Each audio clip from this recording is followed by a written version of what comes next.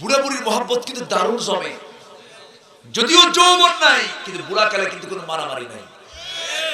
যৌবনকালে যৌবন আছে, মারামারিও আছে, থাপ্পড় মারে, কিন্তু বুড়াকালে কিন্তু কোনো থাপড়া থাপড়ি নাই, একজন আরেকজনের ছাড়া বাঁচেই না। আলহামদুলিল্লাহ, এই মহব্বত কে দিয়েছেন? আল্লাহ দিয়েছেন। আমি বললাম এখানে আসার কারণ কি? কে বাবা? বিস্ফোরক। আমি বললাম হ্যাঁ, তো ঠিক আছে। কে বাবা এটা কি? এটা খায় না কি করে? উনি জানেও না জিনিসটা কি। এর সে আলেমের মূল্য নেই, কিন্তু জালেমের খুব দাম। আসতে বলবেন না, জোরে বলেন ঠিক কিনা? জালেম খুব দাম পায়। এই চেয়ারে কি আমাকে মানায়? এই চেয়ারের লোক আমি না। এই চেয়ারে তিনি বসার কথা, যিনি হচ্ছেন এদেশের কোরআনের জীবন্ত পাখি, ঠিক কিনা? তাকেই মানায়। কি বলি, ভাল লাগে না, মাঝে মাঝে অস্থির লাগে, অস্থির। একটা ঘরে একা একা থাকা যায়? বালিশ নাই, কাঁথা নাই, অসমান ফ্লোরটা এবড়া থেবড়া, বালিশ পর্যন্ত দেওয়া হয় না। প্লাস্টিকে পানির বোতলটা বালিশ বানায় ঘুমাতে হয়। তার এত নিদারুণ যন্ত্রণা। রমজান মাসে মাত্র 13 টাকার ইফতার তাকে দেওয়া হয়। যার জন্য দুনিয়া পাগল। আল্লাহ উত্তম একটি পুরস্কার তোমার কাছে আমরা কামনা করি। আল্লাহ অবশ্যই পুরস্কার দিবেন। দিবেন না? দিবেন না? তবে কখনো বলবেন না মাতা নাসরুল্লাহ, কখন সাহায্য আসবে। আল্লাহ এটা শুনে কিন্তু সাবধান বাণী বলেছে, আল্লাহ সাবধান, বলবা না, আমার সাহায্য খুব কাছে। যেরকম সুবহানাল্লাহ। নির্যাতন কম হয় নাই, আগের যুগে নির্যাতন হয়েছে। সাহাবা কেরামকে ধরে কি না মার দিছে আবু জাহেল। আল্লাহু আকবার। পিটন খেয়ে খেয়ে পিঠটা দুর্গন্ধ হয়ে গেছে, পচে গেছে, গলে গেছে। খাব্বাবের কথা কে না জানেন। আগুনের উপরে তাকে চিৎ করে রাখা হয়েছে। অঙ্গারগুলো পিঠের মধ্যে ঢুকে যায়, আর চর্বিগুলো গলে গলে মাটিতে লেগে আসে। দুর্গন্ধ সৃষ্টি হয়ে যায়। দাঁতের উপরে দাঁত লাগায়া খাব্বাব চুপ করে আছেন, একটা বারের জন্য বলছেন না তোমরা আমাকে ছেড়ে দাও, ছেড়ে দাও। মনে মনে ভাবছেন আল্লাহ এই করে দুনিয়া থেকে বিদায় নেব, তবু তুমি আল্লাহ আমি তোমাকে ছাড়বো না। ওয়াত্তাকুল্লাহ, আল্লাহকে ভয় করো। 5টা হুকুমের 2 নম্বর হুকুম হলো আল্লাহকে ভয় করো।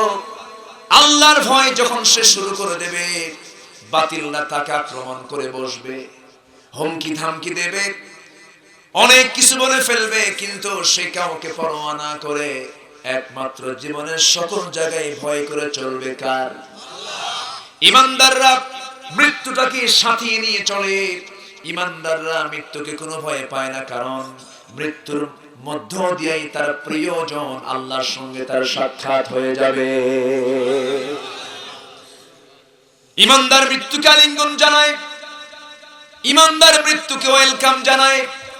তার প্রমাণ বহু আলেম ওলামা এদেশে দিয়েছেন। হাসতে হাসতে চলে গেছেন, কিন্তু কখনো মন খারাপ করেন নাই। এমন নজির আছে না নাই? আছে। আমার ভাইরা, আমার নবীজিও মার খেয়েছেন, আমার নবীজিও কম মার খান নাই। ওই মক্কার কাফের মুশরিকরা রাসূলকে বের হতে দেয় না, তালাবদ্ধ করে রাখে, গৃহবন্দী করে রাখে, নজরবন্দী করে রাখে। দাওয়াতে দিন বন্ধ হয়ে গেল, সাহাবে কেরাম বের হতে পারেন না, কঠিন প্রতিকূল অবস্থা, দিন প্রচারের কোনো সুযোগ নাই। আবু জেহেল গোটা নগর জুড়ে কারফিউ জারি করে দিয়েছে। তার চেলা চামুন্ডা ছেড়ে দিয়েছে, সাহাবায়ে কেরামকে যেখানেই পায় সেখানেই মারে। আপন চাচাতো ভাই জাফরকে বলেন, জাফর পরিবার নিয়ে আবিসিনিয়ায় চলে যাও, মক্কায় থাকার পরিবেশ নাই। একজন ইয়াং যুবক আবু যর গফারি, সেই লোকটা করলেন কি, নাম শুনলেন রাসূল নাকি মক্কায় আছেন, তার নাম মুহাম্মদ বিন আব্দুল্লাহ। দেরি করতে পারলেন না, ওই গিফার গোত্র থেকে, গিফার গোত্রের সেই লোকটা সুদূর মক্কায় চলে আসলেন। কাবা শরীফের চতুর্দিক দিয়ে ঘোরেন, কিন্তু নবীর সন্ধান পান না, কাউকে বলার সাহস পান না।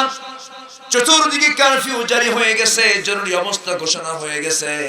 কাকে বলতে গিয়ে কোন বিপদে পড়ে যান আবু যর।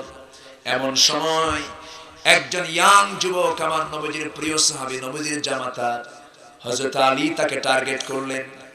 নবীজির গোয়েন্দা সংস্থার অন্যতম লিডার ছিলেন হযরত আলী।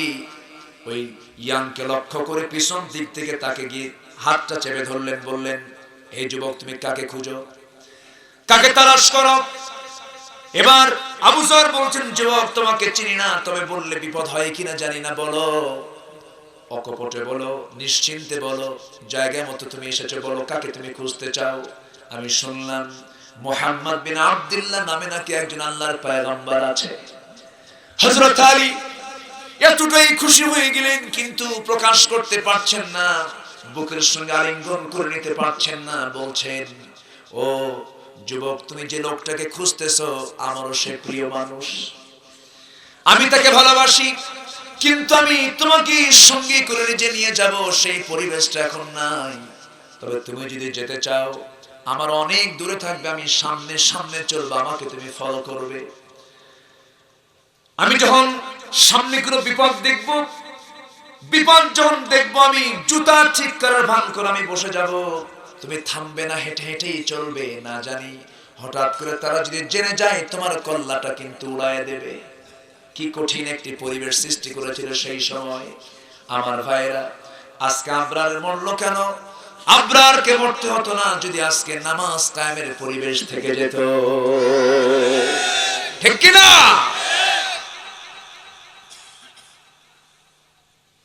আমার নবীজির কাছে হযরত আলী ওই যুবক আবু যরকে সঙ্গে করে নিয়ে চলে গেলেন। নবীর সামনে যখন হাজির হয়ে গেলেন, রাসূলকে দেখা মাত্র আবু যর বলে ফেললেন, আর প্রমাণ দরকার নাই, আপনার সুন্দর চেহারাই প্রমাণ করে আপনি আল্লাহর পয়গম্বর। জোরে বলুন সুবহানাল্লাহ। হেদায়েতের মালিকটা কে? আসতে বলবেন না কে? সেই সুদূর গিফার, ওই গোত্রের মানুষ রাসূলকে দেখে চিনে যায়, আর ঘরের সঙ্গে ঘর, আবু জেহেল রাসূলকে চিনতে পারে না। একটা পাখি আছে হুদহুদ, একটা পাখি কি আছে? হুদহুদ। এটা সুলাইমান আলাইহিস সালামের সঙ্গে এই পাখির কথা হয়েছে, হয়নি? হুদহুদ।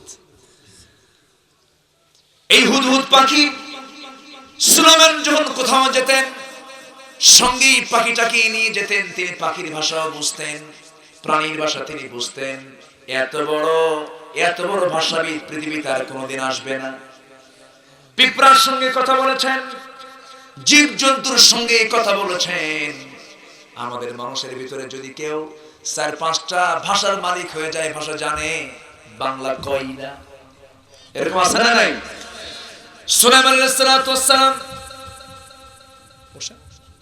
কোনো প্রবলেম?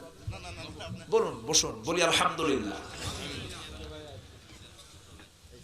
বসেন। সুলাইমান আলাইহিস সালাম পিঁপড়ার সঙ্গে কথা বলেছেন। পিঁপড়ার রাজা, পিঁপড়ার রানী সামনে তার তালুতে দাঁড়ানো, কথা বলছেন। পিঁপড়া বলছে, ও আমার প্রজারা, তোমরা সব ভিতরে ঢুকে পড়ো, না জানি কখন সুলাইমানের বাহিনী আসবে, পদপিষ্ট হয়ে তোমরা মারা যাবে। কোরআন শরীফ আছে না নাই? তিনি শুনতে পেলেন, মুস্কি মুস্কি হাসলেন, ছেড়ে দিলেন। সেই সুলাইমান আলাইহিস সালামের সময় একটা প্রাণী ছিল হুদহুদ। এই প্রাণীটার গুণ ছিল কেমন? তাকে সঙ্গে করে নিয়ে জন্য ঘুরতেন সে। এই ভূগর্ভের নিচে কোথায় পানি আছে, কোথায় পানি নাই, কোন জায়গায় পানির স্তর কোন স্তরে আছে, কোন জায়গায় খুললে পরে কাছে পানি পাওয়া যাবে, কোন জায়গায় খুললে দূরে পানি পাওয়া যাবে, এটার স্তর নির্ধারণ করার জন্য এই হুদহুদ প্রাণীটা খুব ভালো বুঝতো। থেমে যেত, বলতে এই জায়গায় পানি আছে। যেই হুদহুদ পাখি ভূগর্ভস্থ পানির খবর মাটির উপর থেকেই জানতে পারে, মাটির উপর থেকেই যে প্রাণী জানতে পারে, কিন্তু এই হুদহুদ পাখির উপরে যখন কোন শিকারী যখন জাল ছেড়ে দেয় ওকে শিকার করার জন্য, সেই জালটা তার চোখে পড়ে না। জাল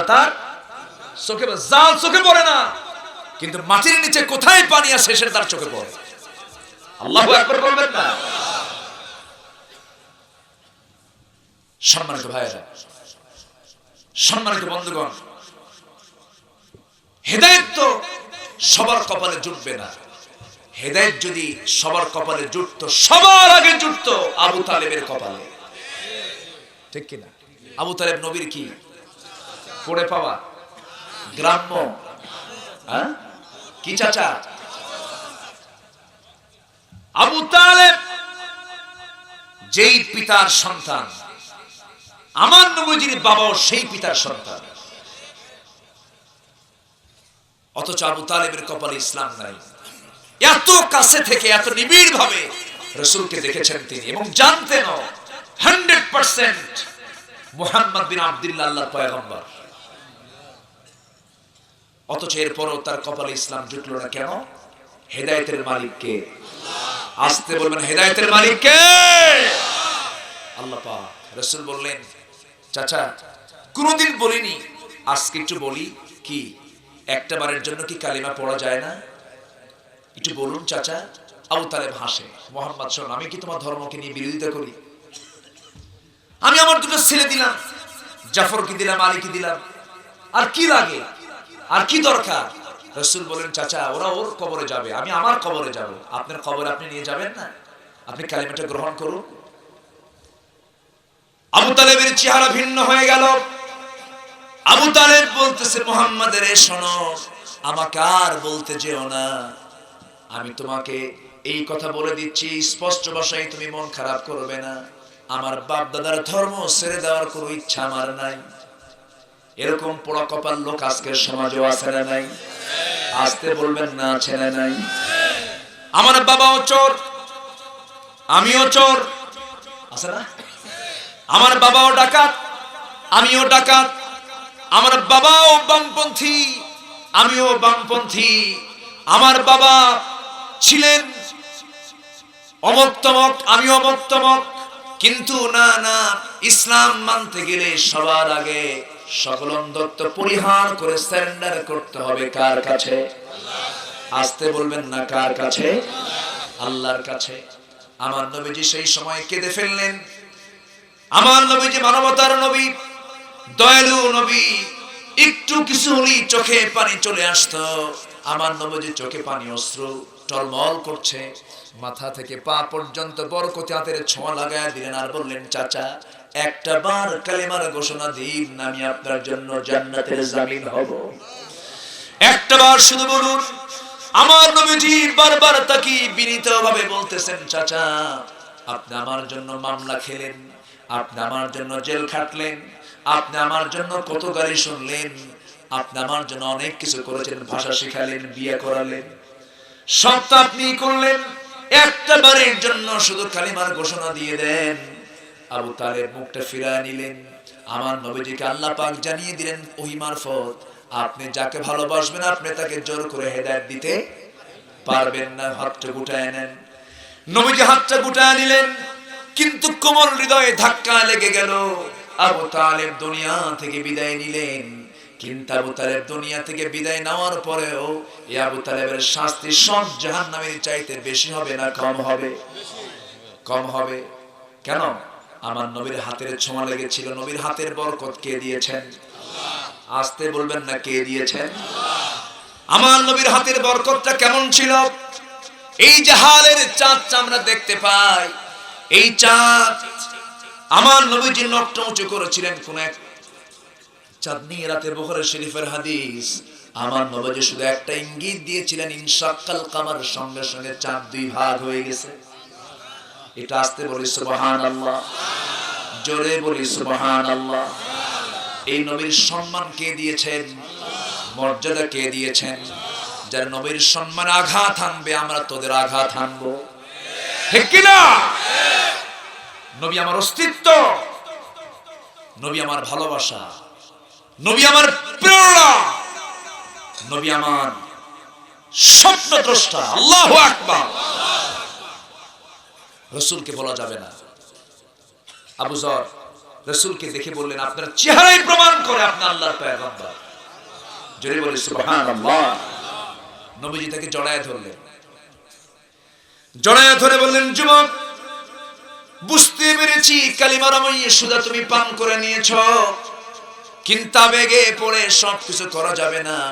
কালেমা পড়েছো ভালো কথা, কিন্তু এই মুহূর্তে এই জায়গা থেকে তুমি সোজা তোমার বাড়ির দিকে চলে যাবে। কেউ যেন ঘূর্ণাক্ষরও না জানে। যদি জেনে যায়, যদি একটু টের পেয়ে যায়, মক্কার হাওয়া দারুণ কঠিন হাওয়া বিরাজ করছে, এখন তোমাকে পদপিষ্ট করে মেরে ফেলবে, লাথি দিয়ে মেরে ফেলবে, কিল ঘুষি লাথি দিয়ে মেরে ফেলবে, গলা টিপে মেরে ফেলবে। তুমি কাউকে বলবে না, আচ্ছা হুজুর আমি কাউকে বলবো না। কিন্তু কাবাকে সামনে রেখে যখন বিদায় নিচ্ছিলেন, কাবার দিকে তাকায় মনে মনে ভাবলেন, এত বড় মহাসত্যকে আড়াল করা যায় নাকি? এত বড় মহাসত্য আমি আড়াল কেমনে করব? চিৎকার মেরে সব কুরাইশকে শোনায় দিচ্ছেন, আশহাদু আল্লা ইলাহা ইল্লাল্লাহু ওয়াহদাহু লা শারীকা লাহু ওয়া আশহাদু আন্না মুহাম্মাদান আবদুহু ওয়া রাসূলুহু। কালিমা পড়ার সঙ্গে সঙ্গে এমন কালিমা পড়লেন, পিটন আছে না নাই? কি পিটন শুরু হয়ে গেল! মারতে মারতে জমিনে ফেলে দিয়া পাথর মারা শুরু করে দিয়েছে, মরে যাবে যাবে ভাব। আবু জেহেল টের পেয়ে গেল, নিজে দূরে দৌড়ে সরে চলে আসলো, টান মেরে সবাইকে ছত্রভঙ্গ করে তুলে বলছে, মান আনতা, তুমি কে? আবু যর জবাব দিলেন, আমার বাড়ি, আমি গেফার গোত্রের মানুষ, আমি আবু যর। তুমি কি করেছ? আমি কালেমা পড়েছি। এই কথা শুনে আবু জেহেল বলছে, শোনো, রাগ উঠলেও তোমাকে মারতে পারছি না।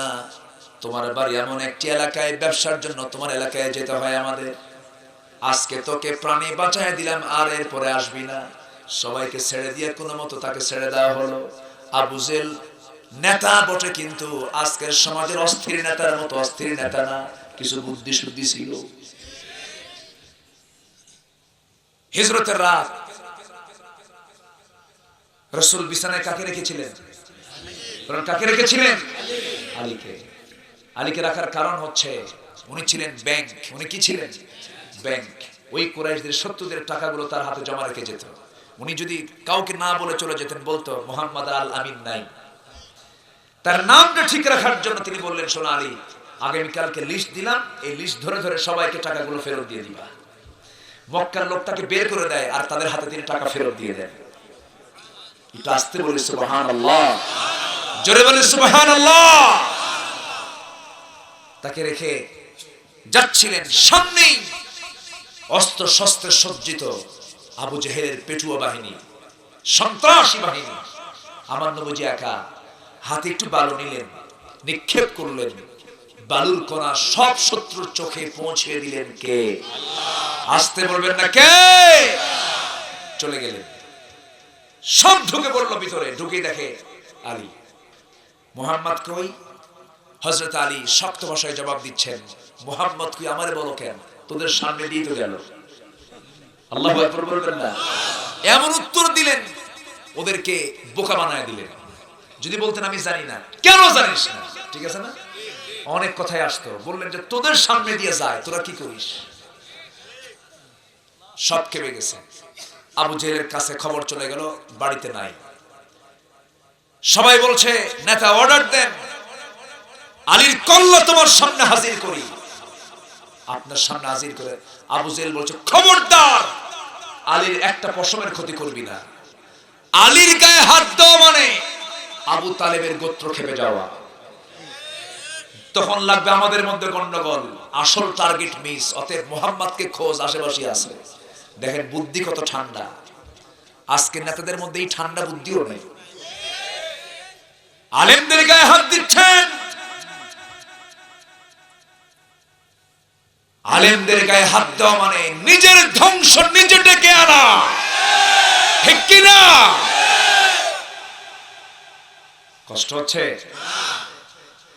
12টা বাজে না, কত ঘড়ি দেখবো না, ঘড়ি দেখবো না, ঘড়ি ঘুরে থুই। আচ্ছা দেখা যায়। বলি আলহামদুলিল্লাহ। এত সুন্দর মানুষ আপনারা পিন পতন নীরব হয়ে কথাগুলো শুনছেন। বলি আলহামদুলিল্লাহ। সবকিছুর মূল হলো কার ভয়? আসতে বলবেন না, কার ভয়? নামাজ পড়ার দরকার আছে না নাই? নামাজ কার ভয় পড়বো? জাহান্নামের ভয় করার দরকার নেই? কিসের ভয়? জাহান্নামেরও ভয়। আবার কার ভয়? আল্লাহর ভয়। তবে দুইটা ভয় দুই রকম। আল্লাহর ভয় হলো আল্লাহর হুকুম হাকামকে মেনে নেওয়া। জাহান্নামের ভয় হলো, এখানে ভয় মানে ভয় অর্থ নয়, ওয়াত্তাকুন নার মানে হচ্ছে জাহান্নাম থেকে বেঁচে থাকো, জাহান্নাম থেকে বেঁচে থাকো। আল্লাহর হুকুম মেনে নাও। আল্লাহ হুকুম দিয়েছেন 5 ওয়াক্ত নামাজ। আমরা সবাই 5 ওয়াক্ত নামাজ পড়ব। ঢিলা ঢালা ইনশাআল্লাহ হলো। চিৎকার মেরে বলুন ইনশাআল্লাহ। নামাজকে কেউ ছেড়ে দেব নাকি? বছরে একবার, 7 দিনে একবার, রমজান মাসে 30 দিন, কয়বার বলেন? কয়বার দিনে? কয়বার? ফজর আছে না নাই? জোহর আছে না নাই? আসর আছে না নাই? মাগরিব আছে না নাই? এশা আছে না নাই? এই 5 ওয়াক্ত নামাজের মধ্যে কার গুরুত্ব কম? অনেকে চুপ করে আছে। কোন গুরুত্ব কম আছে নাকি? কোন নফল আছে নাকি? 5 ওয়াক্ত নামাজের ভিতরে ফরজ নামাজ যে আল্লাহ পাক দিয়েছেন, এর মধ্যে কোনো নফল চলবে নাকি? না, 5টাই ফরজ, 5টাই ফরজ। 2 4 4 3 4 কোন আপিল চলবে না। এই 5 ওয়াক্ত নামাজ যার ঠিক আছে তার জন্য জান্নাত ঠিক আছে। এই 5 ওয়াক্ত নামাজ যার ঠিক নাই তার জান্নাত ঠিক নাই। আমার দেশে বহু পীর আছে, নামাজ পড়ে না, মুরিদরাও নামাজ পড়ে না। গেছিলাম মানিকগঞ্জের মাহফিলে, এক গ্রামে শুনলাম 350 পীর। কত পীর? আমি বললাম আমারই নিয়ে আসছো কেন? এতগুলো পীরের সামনে কি ওয়াজ করা যায়? তো বলতেছে হুজুর 350 পীর এই গ্রামে আছে, তবে একটাও নামাজ পড়ে না। এরকম দরবার আছে না নাই? আছে। আমার দেশে কত হুজুর, কিছু আছে দরবারি, কিছু আছে তরকারি, কিছু আছে সরকারি, আর কিছু আছে হলো দরকারি, ঠিক কি না? সব হুজুর বাদ দেব, দরবারি বাদ, তরকারি বাদ, মানে সব জায়গায় চলে। এরকম তরকারি আছে না নাই? দরবারি মানে তো নামাজ নাই, তরকারি আর একটা হচ্ছে সরকারি, আছে না নাই? কথা বলা যাবে না, চাকরি চলে যাবে, এরকম ভয় আছে না নাই?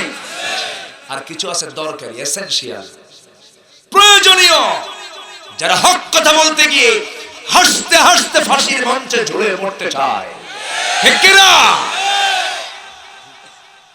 কষ্ট, অসুবিধা, ডঙ্কা, শঙ্কা, চিন্তা, ঘুম, ভুল, রাত হলে ঘুম ধরবে, ঘুম আসবে, আমার ঘুমাতে হবে, আপনাকেও ঘুমাতে হবে। ঘুম কে দিয়েছেন? আসতে বলবেন না, কে দিয়েছেন? ভয় পাবেন না যে আমি এখন ছেড়ে দিচ্ছি, আছে, কথা আছে, জোরে বলি ইনশাআল্লাহ। নামাজ কয় ওয়াক্ত? একানা জামাতে, একানা জামাতে। মুনাফিকরাও কিন্তু নামাজ পড়ে। মুনাফিকরা পড়ে না? ওদের নামাজ কি হবে? ওদের নামাজ হবে না। আসতে বলো, ওদের নামাজ হবে। বহু মুনাফিক আমার দেশেও আছে। আমার নবীজিকে সবচেয়ে বেশি কষ্ট দিয়েছে মুনাফিকেরা। কাফিরদের দ্বারা রাসূল এত কষ্ট পাননি। মুনাফিকরা রাসূলকে খুব জ্বালাইছে। কিছু কিছু যুদ্ধে রাসূল যেতে পারেননি এই মুনাফিকদের কারণে। মুতার যুদ্ধের নেতৃত্ব দেওয়ার জন্য রাসূল চলে যেতেন, মুনাফিকরা এমন পেঁচ লাগায় দিল, রাসূল মদিনা থেকে সরতে পারলেন না। বললেন আব্দুল্লাহ যাও, জাফর যাও, যায়েদ চলে যাও, আমি যেতে পারছি না। রাসূল কিন্তু ভয়ে যে যুদ্ধে যান না তা না, মুনাফিকদের শত্রুতা বেড়ে যাবে, এদেরকে দমনের জন্য আমার এখানে থাকতে হবে। এই মুনাফিক চক্র এখনো আছে না নাই? রাসূলকে কষ্ট দিয়েছে। মুতার যুদ্ধে রাসূল খুব টেনশন করছিলেন। মুতার প্রান্তরে কাফির মুশরিকরা দাঁড়ানো, প্রস্তুতি নিচ্ছে, মহড়া নিচ্ছে, 1 লক্ষ সৈন্য রোমান। রাসূল তাকে দাওয়াত দিয়েছিলেন তাদেরকে। মদিনায় ছোট ইসলামী রাষ্ট্র ঘোষণা করে তিনি 6টা রাষ্ট্রপতির কাছে, ওই সময় বিশ্বের পরাশক্তি রোম পারস্য সহ 6 রাজার কাছে চিঠি পাঠালেন, কালিমার দাওয়াত দিলেন। হেরাক্লিয়াসের কাছে চিঠি পাঠালেন, মিন মুহাম্মদ বিন আব্দুল্লাহ ইলা আজিম রোম, আসসালামু আলা মান ইত্তাবাআল হুদা। দেখেন মোশনটা আলাদা, আসলিম তাসলাম। হে হেরাক্লিয়াস, আমি তাকে সালাম জানাই যে হেদায়েত প্রাপ্ত। আমি আল্লাহ রাসূল বলছি তুমি ইসলাম কবুল করো, শান্তি পাবা। ইসলাম কবুল করবা না, অশান্তির আগুনে দাউ দাউ করে জ্বলবা। আল্লাহু আকবার বলো। চিঠিখানা পড়ে হেরাক্লিয়াস সবাইকে ডাকতেছে, ডাক দিয়ে বলতেছে, শোনো, আমি যে চিঠিখানা পেয়েছি এই চিঠিখানা প্রমাণ করে আমার পায়ের তলের নিচে যে জায়গাটা, যে মাটিটা, এই জমিনটাও মুহাম্মাদের হস্তগত হয়ে যাবে। জোরে বলুন আল্লাহু আকবার। তার চিঠির মোশানে তারা টের পাইছে, আর আমরা এমন দাওয়াত দিই ওদের কানেই যায় না। তেল তেলা ওয়াজ কি শুধু আমি পারি? ওয়াজ তো আপনারাও পারেন দেখি, খুব ভালো। মুনাফিকরা আগেও ছিল, ডিস্টার্ব করেছে খুব, এখনো নাই? আছে না নাই? নামাজ পড়ে প্রথম কাতারে দাঁড়ায় আর হুজুরের দোষ খোঁজে, আছে না? খেরে দোষ খোঁজে। কিছু সিমটম তো বলা দরকার। এই মুনাফিক নবীর জীবনেও ছিল, খুব কষ্ট দিয়েছে রাসূলকে। রাসূল অভিযান থেকে ফিরে আসছেন, পরিবারকে নিয়ে ফিরে আসবেন। রাসূল তো কোথাও বউ ছাড়া যেতেন না, সবাই বউ নিয়ে ঘুরবেন। সবাই রাজি আছেন? ছোট ছোট বাচ্চারা কয় ইনশাআল্লাহ। ওরা যে কারে নিয়ে ঘুরবে আল্লাহই জানে। বউ নিয়ে ঘুরবেন, বউ নিয়ে ঘোরা সুন্নাত। বলি আলহামদুলিল্লাহ। বউ ছাড়া ঘোরা বিপদ, বউ ছাড়া ঘোরা বিপদ, বউ নিয়ে ঘোরা সুন্নাত। ঘুরবেন। হাসে, দেখছেন হাসতেছে। হ্যাঁ, বউ নিয়ে ঘুরবেন, বউ নিয়ে ঘোরা সুন্নাত। রাসূল বউ নিয়ে যুদ্ধও গেছেন। জোরে বলি সুবহানাল্লাহ। বউ হচ্ছে ইমানের পাহারাদার। বউ কিসের পাহারাদার? ইমানের পাহারাদার। বউ নিয়ে ঘুরবেন, কোনো টেনশন নাই। কোন নারীর দিকে আপনি তাকাতে পারবেন না, কারণ দারোগা আরেকটা আছে যে দাঁড়ায়, এটা বড় দারোগা। হয়তো হঠাৎ করে আপনার নজরে চলে গেছে মহিলার দিকে, 30 সেকেন্ড তাকায় আছেন, 30 সেকেন্ড। যদি এটা ওর চোখে পড়ে, হয়তো এখন কিছু কবে না, 1 ঘন্টা পর হয়তো আপনি বলতেছেন, এই বিউটির মা এদিকে আসো। কি কথা কি বুঝতেছেন? সরো। অ্যাকশন কিন্তু শুরু হয়ে গেছে। তো এই জন্য বউকে নিয়ে ঘোরা সুন্নাত, ঈমান ঠিক থাকে। বলি আলহামদুলিল্লাহ, জোরে বলি আলহামদুলিল্লাহ। রাসূল বউ নিয়ে চলে গেছেন উহুদের প্রান্তরে। চিন্তা করা যায়? অভিযানে চলে গেছেন বউকে নিয়ে, ফিরে আসবেন। হযরত আয়েশা সিদ্দিকা রাদিয়াল্লাহু আনহা ছিলেন একটা উষ্টির পিঠে, উটের পিঠে। হাজতের প্রয়োজন হলো, ইস্তেনজার প্রয়োজন হলো, দায়িত্বরত সাহাবীকে বললেন থামাও উট, থেমে গেল। নামলেন, হাওদা থেকে নেমে চলে গেলেন আড়ালে। শৌচকার্য কমপ্লিট করে ফিরে আসার পথে হঠাৎ করে গলায় দেখলেন সে হারটা নাই, যে হারটা তার আরেক বোনের কাছ থেকে, বড় বোন আসমা বিনত আবু বকর রাদিয়াল্লাহু আনহার কাছ থেকে তিনি নিয়েছিলেন ধার স্বরূপ। গলার হারটা তিনি পড়েছেন কেন? রাসূল যেন খুশি হন। স্বামী যেন খুশি হন। আর এখন মেয়েরা গলার হার পরে কেন? স্বামীর খুশি না বন্ধুর খুশি? বিয়ের দিন পরে, বিয়ের দিন পরে একদম টিপটপ সেজে সারা বছর বোরকা পরে বিয়ের দিন বোরকা ছাড়ে। আছে না নাই? বলেন তো আছে না নাই? বিয়ের অনুষ্ঠানে চলে যায়। মাহফিলে কি মায়েরা আছে নাকি? আছে, মায়েরা আছে? বলি আলহামদুলিল্লাহ। আমার মা, বিয়ের দিন বোরকা পড়তে হবে আপনাকে, ঈদের দিন পড়তে হবে, সারা বছর পড়তে হবে, সর্বক্ষণ পর্দার উপরে থাকতে হবে, ঠিক কি না? এই পর্দা কে দিয়েছেন? আল্লাহ দিয়েছেন। আমার নবীজি ফিরে আসতেছিলেন, হযরত আয়েশা সিদ্দিকা রাদিয়াল্লাহু তাআলা আনহা হাজতে চলে গেলেন। ফেরার পথে দেখলেন গলার হারটা নাই।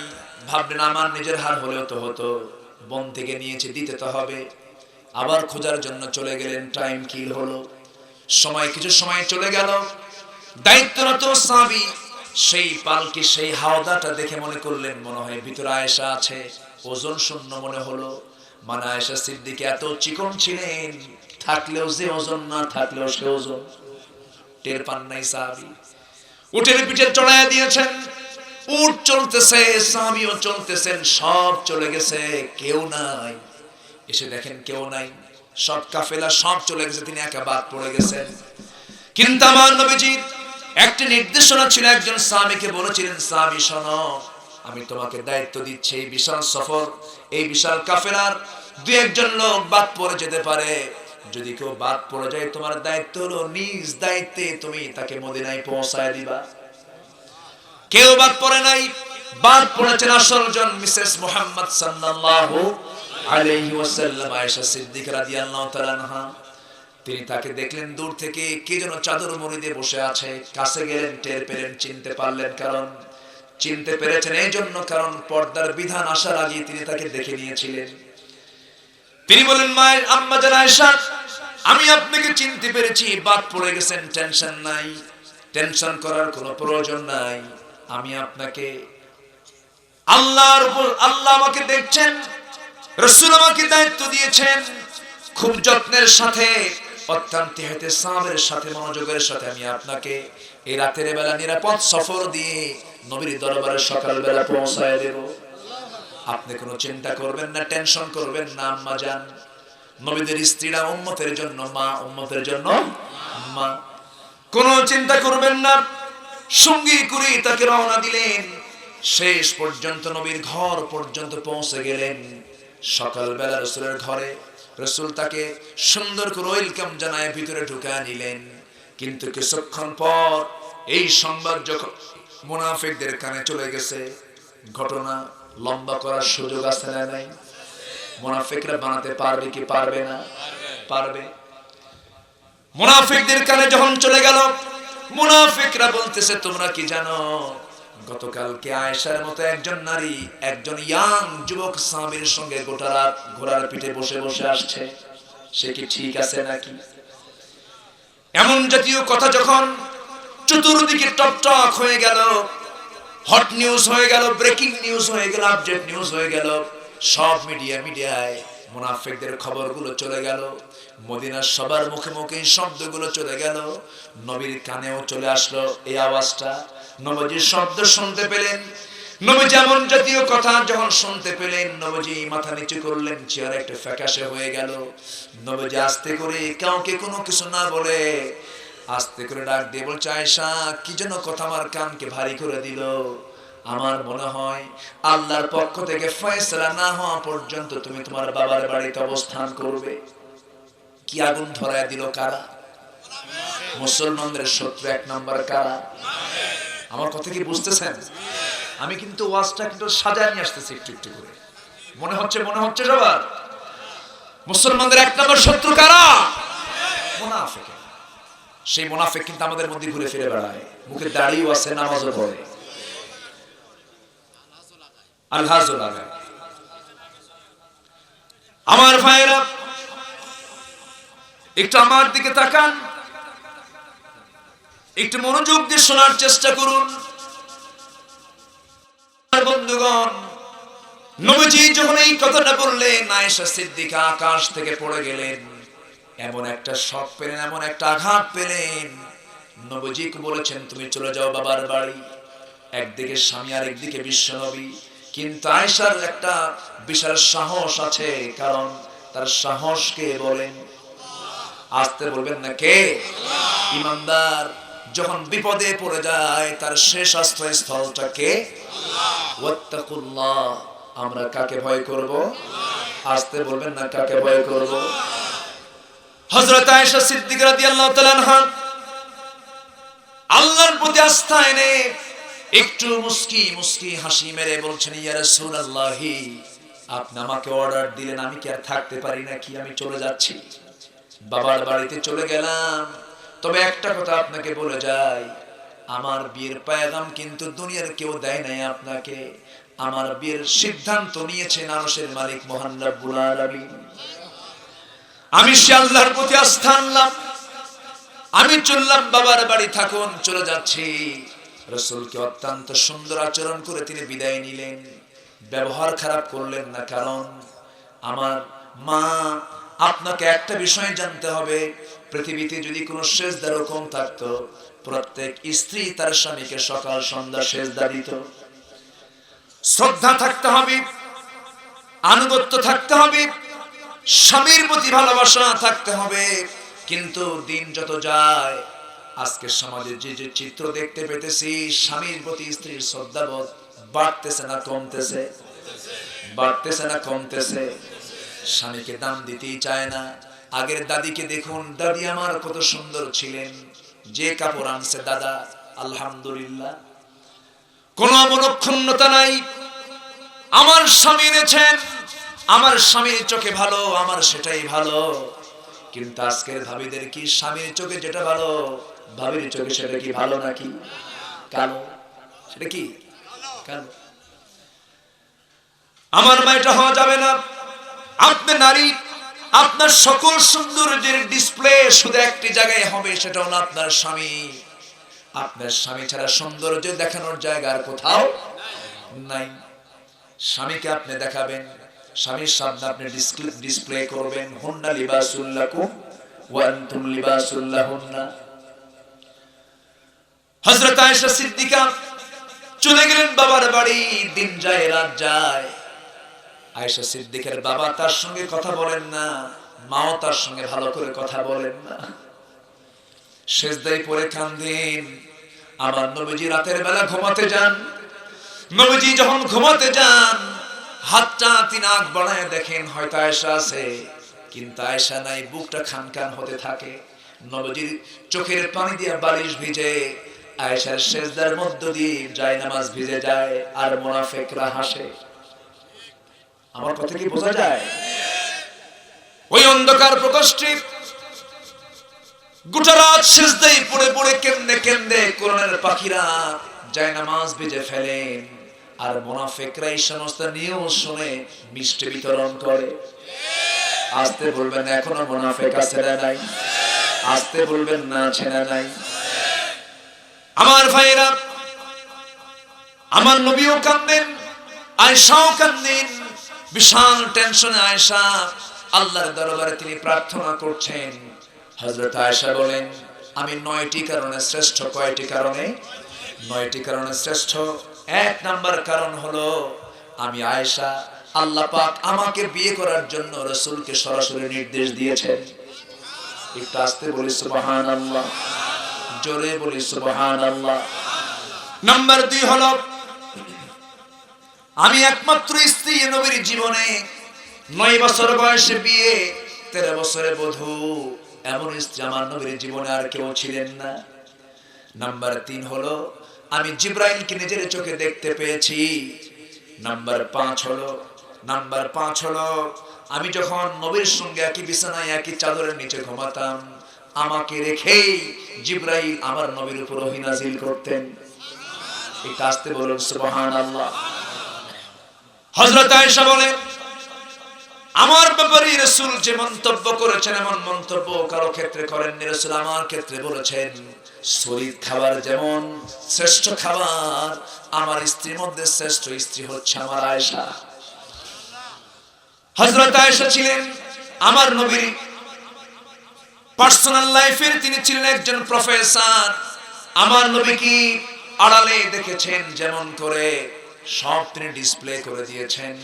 হযরত আয়েশা বলেন, আমি রাসূল থেকে যা শুনেছি তা আমি কোট করেছি। কিছু কিছু বর্ণনায় পাওয়া যায় আয়েশা সিদ্দিকা তিনি ছিলেন 6 লক্ষ হাদিসের হাফেজা। কয় লক্ষ? জীবন্ত কম্পিউটার, কোনো কথা তিনি বলতেন না। আমার মা, আপনিও শিক্ষিত হবেন, আপনিও জ্ঞানী হবেন, কিন্তু এমন প্রতিষ্ঠান আপনার জন্য চয়েস করতে হবে যে প্রতিষ্ঠানে সহশিক্ষা নাই। সেই প্রতিষ্ঠানে আপনাকে চলাফেরা করতে হবে যে প্রতিষ্ঠানে ফিতনা নাই। এমন করে আপনাকে চলার চেষ্টা করতে হবে। কিন্তু আমার দেশে এমন কলেজ আছে যে কলেজে বোরকা পরলে কলেজ থেকে বের করে দেয়। ওই সমস্ত শিক্ষকদের জুতা পেটা করা দরকার, ঠিক কি না? জুতা পেটা করা দরকার। হযরত আয়েশা সিদ্দিকা রাদিয়াল্লাহু আনহা বলেন, আমি 9টি কারণে শ্রেষ্ঠ। আরেকটি কারণ হলো নবীজি আমার ব্যাপারে এত বেশি ভালোবাসা প্রকাশ করেছেন। রাসূল তার জীবনের শেষ বিদায় নিয়েছেন আমি আয়েশা আমার ঘরে। যেরকম সুবহানাল্লাহ, কোন স্ত্রী ঘরকে তিনি চয়েস করেন নাই, আমার ঘর তিনি পছন্দ করেছেন। নবীজি অসুস্থ অবস্থায় কাতরাচ্ছিলেন। আমার নবী আমার ঘরে এসে বলছেন, হুমায়রা একটু তোমার উরুটা বিছায়া দাও, তোমার উরুতে আমি একটু মাথা রাখবো। আমি আমার উরুটা রেখে দিলাম, বিছায়া দিলাম। নবীজি উরুতে মাথা রাখলেন, তাশরীফ আনলেন আমার ঘরে, শুয়ে পড়লেন। আযান হয়ে গেল। আযান হওয়ার সঙ্গে সঙ্গে নবীজি তিনি তার মাথা উঠানোর চেষ্টা করছেন, বারবার চেষ্টা করছেন উপরে ওঠার জন্য। মাথা পাক মেরে বারবার পড়ে যাচ্ছেন। আমি রাসূলকে আস্তে করে ধরায় বললাম, ইয়া রাসূলুল্লাহ আপনি মনে হয় আর উঠতে পারবেন না। রাসূল বলছেন, আয়েশা আমারও মন বলছে আমার বুঝি আর জামাতে নামাজ হবে না, আমি আর নামাজের নেতৃত্ব দিতে পারবো না। আর যদি নামাজের নেতৃত্ব না দিতে পারি আমি মনে হয় দুনিয়াতে আর বাঁচবো না। আয়েশা তোমার আব্বাকে আমার কথা জানিয়ে দাও, আমার মুসাল্লায় দাঁড়ায় যেন আবু বকর নামাজের দায়িত্ব পালন করে নেয়। এবং রাসূল পরোক্ষ ইঙ্গিত জানিয়ে দিলেন আমার পরে খেলাফতের দায়িত্ব পালন করবে আমার আবু বকর। জোরে করুন সুবহানাল্লাহ।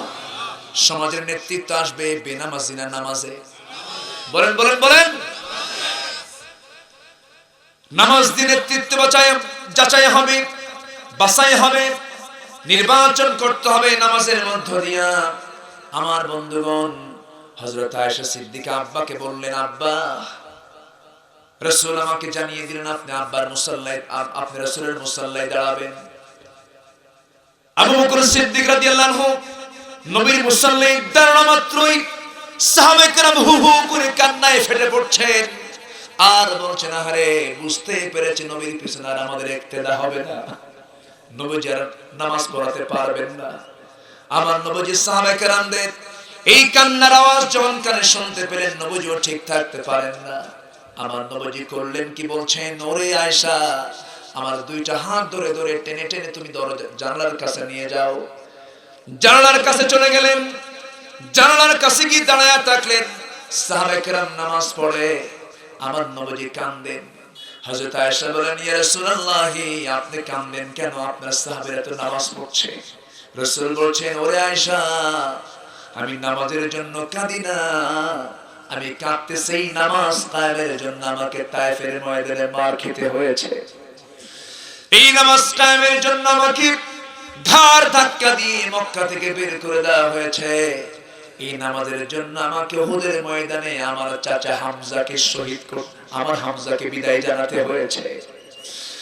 এই নামাজ কায়েমের জন্য কত রাত নির্ঘুম আমার সাহাবীদেরকে থাকতে হয়েছে।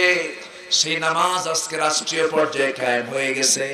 এই চরম আনন্দে আমার চোখের পানি বের হচ্ছে। আয়েশা এটা আমার আনন্দের চোখের পানি। এরপর আস্তে করে তিনি আবার তাকে শোয়া দেওয়া হলো। হযরত আয়েশা বলেন, রাসূল আমাকে বলছেন একটা মেসওয়াক এনে দাও। মেসওয়াক এনে দিলাম। আমি আবার রাসূলকে মেসওয়াক দিলাম। মেসওয়াক শুরু না করে আমার নবীজি আমার হাত থেকে মেসওয়াক যখন নেবেন, আমি আয়েশা মনে করলাম নবীজি চাবাতে পারবেন না, মেসওয়াকটা শক্ত। আমি আয়েশা চাবায়া চাবায়া সেই চিবানো মেসওয়াকটা নবীর হাতে দিলাম। নবীজি মেসওয়াকটা নিয়ে নিলেন। মেসওয়াকটা নিয়া যখন মেসওয়াক শুরু করবেন, মেসওয়াক শুরুর আগে আমার নবীজি করলেন কি, চশম দিয়ে সেই মেসওয়াকের আগা থেকে আমার মুখের থাকা থুতুগুলো চুষে চুষে পান করলেন। আর আমার দিকে তাকিয়ে তাকিয়ে মুস্কি হাসি মেরে বলছেন, আয়েশা তোমার হক আদায় করার চেষ্টা করলাম, তোমাকে খুশি করার চেষ্টা করলাম। এরপর আয়েশা বলেন, নবীজি মেসওয়াক করে মুখটা পরিষ্কার করে নিয়ে বলছেন, আয়েশা আমার মৃত্যুর সময় হয়ে গেছে, আমি তোমাকে একটা হাদিস শোনায় দেই, আমার উম্মতকে জানিয়ে দিবে আমার উম্মতরা যেন কখনো 5 ওয়াক্ত নামাজ না ছেড়ে দেয়। সবাইকে আমরা নামাজ পড়বো ইনশাআল্লাহ। নাম্বার 2 কার ভয়? নাম্বার 1 সুদ খাবো না, নাম্বার 2 ভয় করব কার? 5 ওয়াক্ত নামাজ পড়বেন কার? একটু হাত তুলে দেখান তো, চিৎকার মেরে বলি ইয়া আল্লাহ ইয়া রহমান।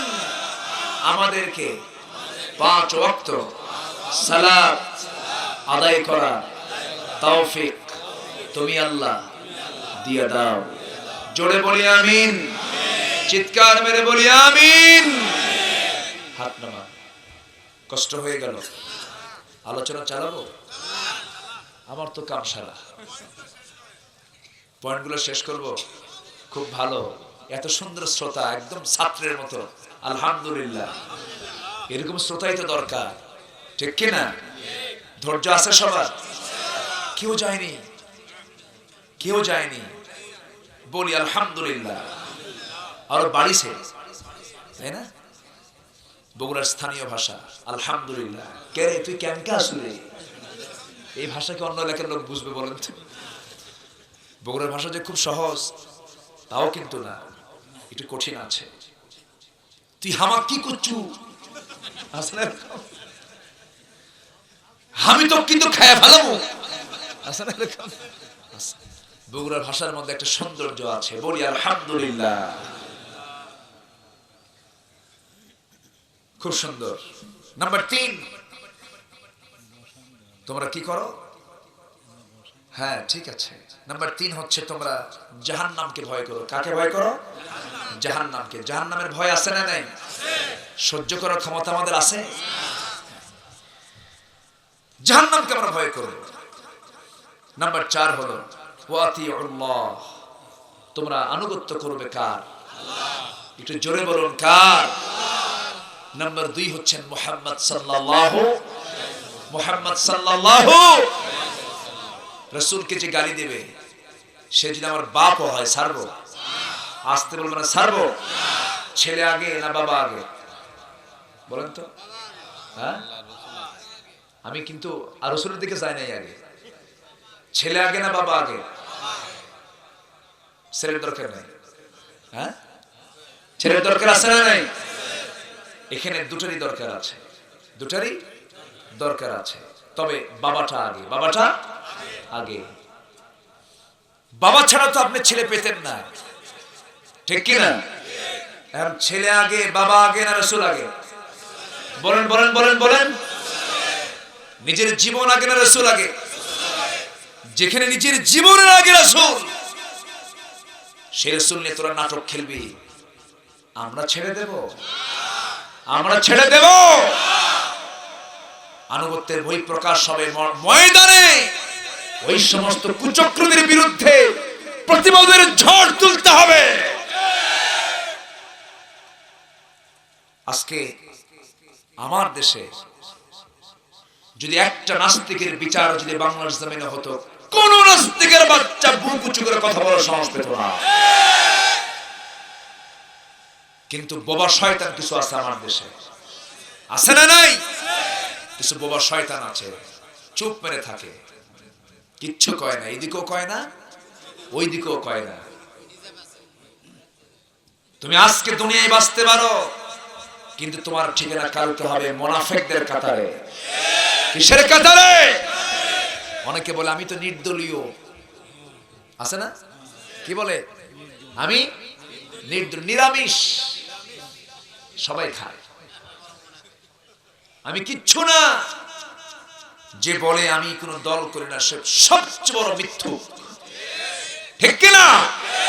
এটা পাগল দল করে, পাগল দল বোঝে, ঠিক কিনা? অতএব মুখ ফুটে কথা বলতে হবে এবং বলে ফেলতে হবে ওয়াকালা ইন্নানি মিনাল মুসলিমিন, বলতে হবে আমি একজন মুসলমান, আমি আল্লাহর দল করি। ঠিক কি না? আজ থেকে তওবা করে যাবেন, এই মাহফিল সার্থক হবে। দুনিয়ার কোন ব্যক্তি পূজা করব না, দুনিয়ার কোন ব্যক্তির তৈরি করা দল করব না, দুনিয়ার কোন ব্যক্তির প্রতিষ্ঠিত কোন দলের সাপোর্টার হব না। আমরা দল করে যাব কার? আসতে বলবেন না কার? আল্লাহ জান্নাত দিবেন। আল্লাহ কি দিবেন?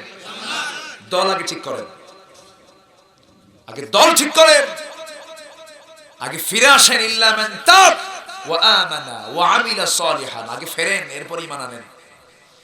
ইল্লা মান তাবা ওয়া আমানা ওয়া আমিলা সালিহান, আগে তুমি ফিরে আসো, এরপর ঈমান আনো। তুমি ফেরোই নাই, তোমার ঈমান কিসের? ঠিক কি না? তুমি ওই পরগাছার মতো অমুক নেতার পিছনে পিছনে থাকবা আর আল্লাহু আকবার, আল্লাহ ঠেকা বসে নামাজ কবুল করা। ঠিক কি না? ফিরে আসো। কে কবুল করবেন? আল্লাহ। এর চাইতে আমি আর কেমনে বুঝাবো ভাই? এর চাইতে আর কি ভাষায় বুঝাবো? বুঝতে পারছি? বলি আলহামদুলিল্লাহ। দেখতেছি সব ঠোঁট কাটা শ্রোতা, কথা মানে বলতেও পারছে না। বলি আলহামদুলিল্লাহ। আমার নবীর কিছু সাহাবী এরকম ছিলেন, আমার নবীর সাহাবীও কিছু এমন ছিলেন। এক সাহাবীর সামনে দাঁড়ায় বলে, হুজুর একটা গল্প করি। করো। হুজুর জাহিলি যুগে এক মূর্তির খুব আমি পূজা করতাম। ওয়াজ শুরু করতেছে রাসূলের সামনে, চিন্তা করে। রাসূল আচ্ছা ঠিক আছে বলো। রাসূল শুনতেন, কিন্তু রাসূল শুনতেন বেশি, বলতেন কম। আল্লাহু আকবার। আর আমরা বলি বেশি, রাসূল শুনতেন বেশি, কথা বলতেন খুব চমক চমক। এত লম্বা সময় রাসূল কথা বলতেন না, রাসূল কথা বলতেন কম। পুরো কথা এক কথায় শেষ হয়ে যেত। সুবহানাল্লাহ বলেন। আর আমার দেশে ওয়াজ লম্বা না খাটো? ওয়াজ লম্বা আর নামাজ খাটো। কিন্তু হতে হবে কি ওয়াজ লম্বা না নামাজ লম্বা? নামাজ লম্বা, ওয়াজ খাটো। বোঝা গেল? আসেন দোয়া করি। আপনারাই বলছেন তো। এই চেয়ার গুলো যে কেন দেন? দিবেন কাঠের চেয়ার, আমি আরো 2 ঘন্টা ওয়াজ করতে পারতাম। এই চেয়ারের দোষ। কোমর টোমর লেগে গেছে। লম্বা হলাম 6 ফিট, দিছে হলো আরে হাফ ফিট। এত ছোট ইতে ওয়াজ করা যায় নাকি? কাজের চেয়ার দিতে হবে। এটা ইজি চেয়ার, ইজি চেয়ারে কি বিজি হওয়া যায়? এটা আরামের চেয়ার। আগে চেয়ারগুলো ভালো ছিল। শেষ করে দেই। কি যেন বলতেছিলাম? না, ও আচ্ছা, সাহাবী। হ্যাঁ, এই তো ভুলে গেছি আমি। মাথায় আর কত থাকে? প্রত্যেক রাতে এরকম জেগে জেগে ওয়াজ করলে মাথায় কিছু থাকে? খুব সুন্দর। বলি আলহামদুলিল্লাহ। তো এই সাহাবী বলতেছে, হুজুর তো এই মূর্তির খুব পূজা করতেন। রাসূল সুন্দর করে শুনতেছেন। রাসূল শুনতেন, একজন লোক যা বলতো মনোযোগ দিয়ে শুনতেন। বলতেন না যে শুনছি, থাকো থামো, এরকম বলতেন না। এটা কিন্তু বেয়াদবি। এটা কি বেয়াদবি? যদি কেউ বলে শুনবেন, আস্তে করে শুনবেন, তার কথা শেষ, এরপর আপনি কথা বলবেন। এই আদব শিখিয়েছেন মুহাম্মদ সাল্লাল্লাহু। আপনি যদি জানেনও তবুও বলবেন না আমি জানি, বলবেন না। সে কথা শেষ করে দিক। আপনার কথা কি শেষ হয়েছে? শুনুন এখন আমার কথা। রাসূল কি শিখিয়ে দিয়েছেন, জোরে বলেন সুবহানাল্লাহ। সাহাবী বলতেছে, হুজুর পূজা করতাম, খুব ভালোবাসতাম, এত মহব্বত, এত বিশ্বাস ছিল তার উপরে। সেই মূর্তিটা আমি ঘাড়ে রাখতাম, বুকে রাখতাম, চুমা দিতাম, ভাগ্যের প্রতীক মনে করতাম। একদিন হঠাৎ করে আমার হাজতের চাপ লাগলো। আমি একটু উঁচু মাটিতে রেখে দিলাম খুব যত্ন করে মূর্তিটাকে। আমি চলে গেলাম আড়ালে, শৌচকার্য করে এসে দেখি আমার মূর্তির গোটা শরীর জুড়ে পানি। তো ভাবলাম এই জন্য রহমতের পানি, বরকত মনে করে, রহমত পেয়ে বরকত মনে করে আমি জিহ্বাটা একটা চাটন মারলাম মূর্তির গায়ে। দেখি আমতা আমতা গন্ধ। সামনের দিকে তাকায় দেখি কুত্তার লেজ গুটি গুটে যাচ্ছে। রাসূল মুস্কি মুস্কি হাসলেন। ওয়াজ করতেছে সাহাবী, রাসূল হাসতেছেন। সুবহানাল্লাহ বলবেন না? আল্লাহু আকবার। রাসূল বলেন এরপর তুমি কি করলা? রাসূল কিন্তু বলতেছেন আবার এরপর তুমি হুজুর আর বলেন না, কুত্তা দেখে রাগ উঠে গেছে। আল্লাহু আকবার। চোখ বন্ধ করে মূর্তির দুই হাত ধরে মারলা বাজার, এক আষাঢ়ে ফেলে দিয়ে বললাম তুই তোর নিজের অস্তিত্ব রক্ষা করতে পারিস না, তোর পূজা। হুজুর আসছে আপনার কাছে, কালিমা পড়ায় দিয়েছেন। সুবহানাল্লাহ, জোরে বলুন সুবহানাল্লাহ। সাহাবীরা একটু আওয়াজ দিয়ে হাসলেন। আমার নবীজি মুস্কি মুস্কি হাসলেন। নবীজির সারা জীবনের রেকর্ড, কখনো চিৎকার মেরে হাসেন নাই। আল্লাহু আকবার বলবেন না? কি জীবন ছিল তার, কখনো চিৎকার করে হাসেন নাই, কখনো রাসূল হাসি ছাড়া মুখে থাকেন নাই। হাজারো কষ্ট, মুখটা হাসিতে ফুটতো। সুবহানাল্লাহ। কিছু কিছু লোক আছে হাসেই না, আছে না? এটা একটা রোগ। এটা কি বলেন তো? রোগ। এই রোগ কিন্তু বাচ্চাদের মধ্যে ছড়ে যায়, স্ত্রীর মধ্যে ছড়ে যায়। বাপ হাসে না, ছেলেও মনে মনে কয় আমার কি বাপ হাসে না। কি কথা কি বলতে? আবার নাতিরা কয় আমার এমন নানা পাইলাম, একটু আদর করো না, হাসেও না, বুড়া বলুক। কি কথা কি বোঝা গেল? এই জন্য একটু হাসি খুশি ভাব থাকতে হবে। হেসেছেন মুহাম্মদ সাল্লাল্লাহু। যখন তিনি হাসতেন সাহাবীরা খুব খুশি হতেন, মাঝে মাঝে খেপতেন। খেপতেন না? আশিদ্দা, দারুণ খেপে যেতেন। বিশেষ করে জুমার খুতবার সময় লাঠি হাতে নিতেন। কি নিতেন? লাঠি হাতে নিয়ে জুমার খুতবার, আল খুতবাতুন নারিয়া, আগুন ঝরানো বক্তৃতা দিতেন। কিন্তু আজকের খতিবদের মধ্যে সেই খুতবা আছে? সেই খুতবা আছে? খুতবা দেয় খতিব, সামনে সে নেতা এসে বসে, হুজুর ওয়াজগুলো সাবধানে করেন, চাকরি কিন্তু খায় ফেলাম। এরকম আছে না? খতিব সাহেব খুতবা দিবেন কোন ব্যক্তির ভয় নয়, খুতবা দিবেন আল্লাহর ভয়ে। আজকে 4 লক্ষ মসজিদের 4 লক্ষ খতিবের হুঙ্কার যদি একরকম হতো, সব বাতিল বঙ্গোপসাগরে গিয়ে হাবুডুবু খেত। কিন্তু তা তো নাই। কিছু আছে সরকারি, ঠিক কিনা? কিছু আছে তরকারি, কিছু আছে দরবারি, আর কিছু আছে প্রয়োজন তরকারি, ঠিক কিনা? দরকারি, ঠিক কিনা? আসুন আমরা প্রয়োজনের জন্য কাজ করি, দিনের জন্য কাজ করি। আল্লাহ কবুল করুন। জোরে বলি আমিন। আয়েশা কার বাড়ি এখন? কার বাড়ি? ওনাকে নিয়ে যাবেন না? উনি কার বাড়ি যাবেন? স্বামীর বাড়ি। স্বামীটাকে মুহাম্মদ সাল্লাল্লাহু। আল্লাহু আকবার। আয়েশা কাঁদতেছেন, রাসূল কাঁদতেছেন, মুনাফিকরা হাসতেছে। ওদের মুখে মাটি পড়বে না? মুখে মাটি পড়বে না? সময় চলে আসছে, ওহী নাজিল হয়ে গেছে।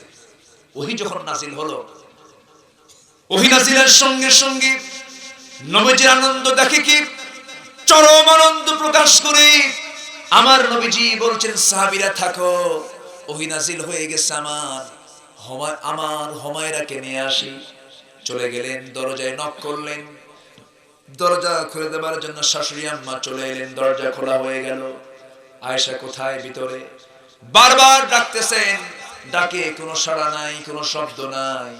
সামনে গিয়ে হাজির হয়ে বলছেন, ও হুমায়রা, ওহী নাজিল হয়ে গেছে, তোমার পক্ষে আয়াত চলে এসেছে, তোমার সার্টিফিকেট আল্লাহ নিজে দিয়েছেন, আমি তোমাকে নিতে এসেছি। কথাগুলো শুনলেন, কিন্তু আয়েশার মুখে হাসি নাই। আয়েশা মাথাটা একটু নিচু করলেন, অভিমান করে বলছেন, আমি কারো প্রশংসা করি না, আমি ইব্রাহিমের আল্লাহর প্রশংসা করি। কার আল্লাহ? রাসূল মুস্কি হাসি মেরে বলছেন, আয়েশা রাগ কিন্তু এখনো আছে তোমার। আল্লাহু আকবার বলবেন না? তাদের রাগটাও কত ভদ্রের ছিল, কতটুকু ব্যালেন্স করে তারা কথা বলেছেন। চরম রাগ, কিন্তু তিনি প্রকাশ করলেন সুন্দর কথা দিয়ে, ইব্রাহিমের আল্লাহর প্রশংসা করি। রাসূল বলছেন, আয়েশা তোমার যখন রাগ হয় তখন তুমি ইব্রাহিমের আল্লাহ বলো, আর যখন তোমার রাগ থাকে না শুধু আল্লাহ বলো। আস্তে করে তাকে কাছে বরণ করে নিয়ে সোজা চলে গেলেন নিজের বাড়ির দিকে। এই যে মাঝখানে দীর্ঘ একটা সময় নবীর কষ্ট, আয়েশার কষ্ট, সাহাবীদের কষ্টের মধ্যে ফেলে দেওয়ার পিছনে সবচেয়ে বড় দায়ী কে? আসতে বলবেন না কারা? মুনাফিকেরা আজকে আলেমদের যে কষ্ট, হকপন্থীদের যে কষ্ট, যারা হকের কথা বলেন, হকের দাওয়াত দেন, হকের পক্ষে কাজ করেন, হকের আন্দোলন করেন, এই পথে যারা বাধা দেয় তারা হচ্ছে 1 নম্বর মুনাফিকেরা। কথা কি মিলে গেল? বোঝা গেল? আল্লাহ পাক সবাইকে বোঝার তৌফিক দান করুন। মুনাফিককে একটু হলেও তো চিনতে পেরেছে নাকি? আরো শত্রু আছে, শত্রু আরো আছে, কিন্তু আজকে সময়টা তো চলে গেল খুব দ্রুত। কি করি কোন? হ্যাঁ, আরো কিছু সময় যাবেন না? বাড়ি যাবেন না আপনারা? থাকেন, আমি যাই। অনেক রাত হয়েছে। বলি আলহামদুলিল্লাহ। ফজর পড়বো আমরা? ফজর পড়বো তো? এখানে আমার পেছনে ফজর নামাজ পড়বেন না কাফন দাফন করবেন? এতে মরে যাবো আমি। এত রাতে কথা বলা যায়? এতক্ষণ কথা বলা যায়? যা হয়েছে আমরা বলে ফেলি আলহামদুলিল্লাহ। জোরে বলি আলহামদুলিল্লাহ। ঈমান না আনার পরিণাম, এই পয়েন্ট আজকে আমি করতে পারলাম না, আগামীতে যদি হয় আমরা বলবো। আর আরেকটি পয়েন্ট, আল্লাহ পাক 5টি কাজের অর্ডার দিয়েছেন। কয়টি কাজের? 5টি কাজের। নাম্বার শেষ পয়েন্ট হচ্ছে ওয়াসারিউ ইলা মাগফিরাতিন। তোমরা মাগফিরাতের দিকে দৌড়াও, জান্নাতের দিকে দৌড়াও। কে বলেছেন? আল্লাহ বলেছেন। আমরা দৌড়াবো জান্নাতের দিকে। কিসের দিকে? জান্নাতের দিকে। কেউ উঠবেন না, বসুন, দোয়া করে আমরা যাব। একটু বসুন। এখানে অনেক ইউটিউবাররা এসেছে না? এই যে 1 2 এগুলো সব আসছে। ভালো, আলহামদুলিল্লাহ। দেলোয়ার ওখানে কেন?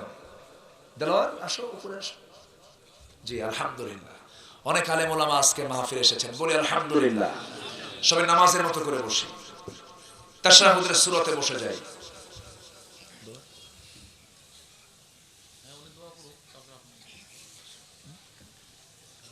দোয়া করব না? আপনি দোয়া করেন, আমাদের পরে কালেকশন আছে। তাই না? আচ্ছা আচ্ছা, সবাই বসে। একটা টান দেন, তুই পার্টি আগে টান দেব? কিসের টান? বিড়ি? কিসের টান? টান তো বহু আছে। টান আছে না বহু? জি, খুব সুন্দর। বলি আলহামদুলিল্লাহ। বসুন, বসেন বসেন বসেন সবাই বসেন। খুব সুন্দর।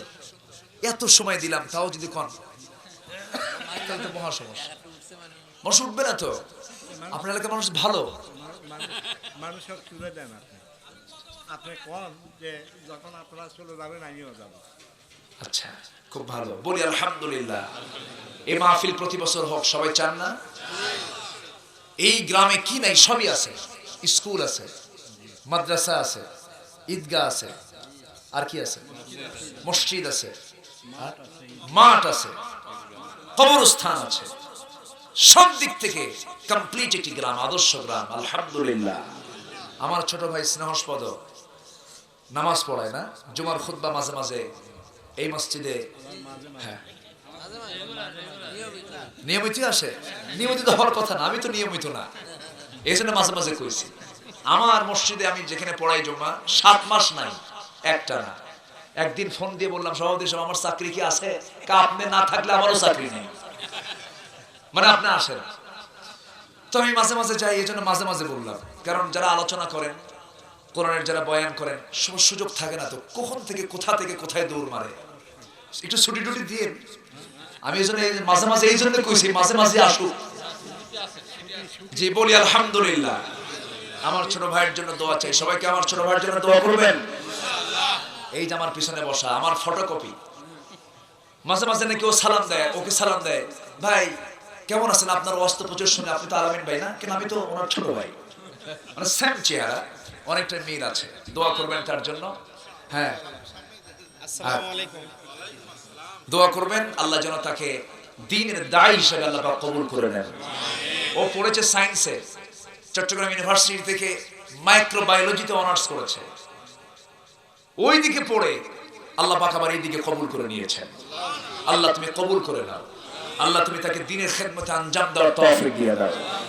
আসুন আমরা এই চাচার জন্য দোয়া করি, আল্লাহ তুমি তার দাঁতটা আবার ফিরিয়ে দাও। আর হবে না, আর হবে না, আমি দাঁত দেখেছি আগে, এবার এসে দেখি দাঁত নাই। আল্লাহ আল্লাহ। যে আমার কেসগুলো যেন না ওঠে, জি আলহামদুলিল্লাহ। হ্যাঁ আমার কেসগুলো যেন না ওঠে, কাম সারছে না। এই দোয়া করবেন। আচ্ছা মুরব্বী, আজকে মাহফিল কমিটির একজন অন্যতম সদস্য, তিনি দিয়েছেন কিছু টাকা। আল্লাহ তুমি তার দানকে কবুল করো। জোরে বলি আল্লাহুম্মা আমিন। কেউ কি আছেন 1 লক্ষ টাকা দিবেন? হাসতেছেন আপনারা কি? আমি কি কম বলেছি? 10 লাখ কব? হ্যাঁ এরকম কিছু বলবো? আছে এরকম, কিন্তু আছে, আছে না নাই বলেন তো? আছে। এখন তো 1 লক্ষ টাকা, 2 লক্ষ টাকা আগে অনেক কিছু মনে হতো। যে জমি 1000 টাকা শতক ছিল, সেই জমি এখন 3 লাখ টাকা শতক, ঠিক কিনা বলেন? তাহলে এখন তো সেটা কিছু নাই। হতেই পারে আমার ডিলু ভাই তো কম না, ইট ভাটার মালিক না উনি? ইটের ভাটা আছে নাকি? কমিশনার, তাই না? আলহামদুলিল্লাহ, আল্লাহ তাকে প্রচুর সম্পদ দিয়েছেন। আল্লাহ তুমি বরকত দিয়ে দাও। জোরে বলি আমিন। ডিলু ভাই তো ইচ্ছে করে একাই তো 10 লাখ দিতে পারে। এটা বলে দিলাম, আল্লাহ যেন দেওয়ার তৌফিক দিয়ে দেন। জোরে বলি আল্লাহুম্মা আমিন। দিতে পারেনি তো। এক মাহফিলে আমি পাশে একজনের বসে আছি, আমি ওনার চিনি না, দেখেও ছোট মোটো মানুষ, দেখে মনে হলো না কিছু। হঠাৎ করে দেখে একটা চেক বের করে বলতেছে, হুজুর বেশি দিতে পারলাম না, আজকে 1 কোটি দিলাম, সামনে যা লাগে দেবো। কি কথা কি বোঝা গেল? তো বলা তো যায় না কে কখন কোন দিক দেয়। দেখেন ছোট বাচ্চা নিয়ে আসছে 1000 টাকা, ওর যদি ওজন যদি 1000 হয়, সবাই তো 10,000 এমনি হয়ে যায়। ছোট্ট মেয়ে দিয়েছে 1000 টাকা। জোরে বলি মারহাবা। আল্লাহ কবুল করুন, নেক নিয়ত মঞ্জুর করুন, আব্বা আম্মাকে মাফ করুন। আমি কিন্তু কারেকশন পারি না, নাকের ফুল কানের দুল দিয়ে যায় সব, এমন টান মারে কিছু কিছু আছে না এরকম। আমি এটাতে খুব একটা এক্সপার্ট না। দিয়েছেন মুমতাজুর রহমান গোলাবাড়ি নগদ 1000 টাকা। আলহামদুলিল্লাহ বলে। আল্লাহ কবুল করো, নেক নিয়ত মঞ্জুর করো, আব্বা আম্মাকে মাফ করো।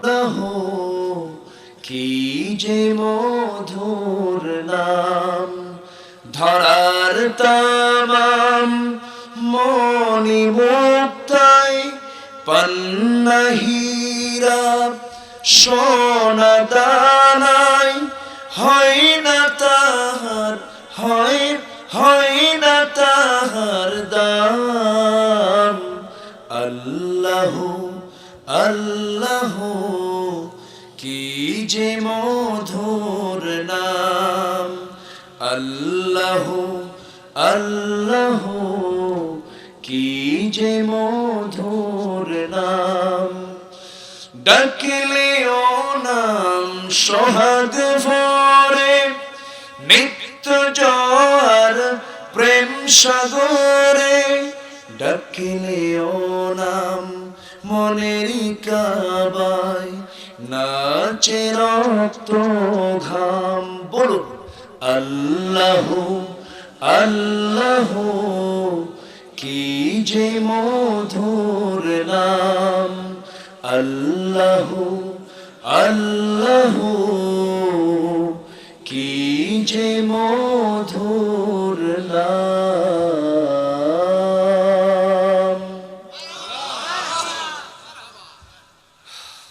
জি বলি আলহামদুলিল্লাহ। এত ওয়াজ করে কি আর গান পারা যায়? এই যে দেলাওয়ার এসেছে, দাঁড়াও তো একটু, খুব সুন্দর, অনেক বড় শিল্পী, অনেক বড় কারি সে, এবং ভালো বক্তা। আজকে শ্রোতা হয়ে যে বসে আছে, আমার তো লজ্জা লাগতেছে। আল্লাহ তুমি তার খেদমতকে কবুল করো। জোরে বলি আল্লাহুম্মা আমিন। এখানে কিন্তু অনেক আলেম ওলামা আসছেন আজকে, অনেক, শহরের পাশে তো অনেক আলেম ওলামা এসেছেন। বসে হ্যাঁ শুনবেন।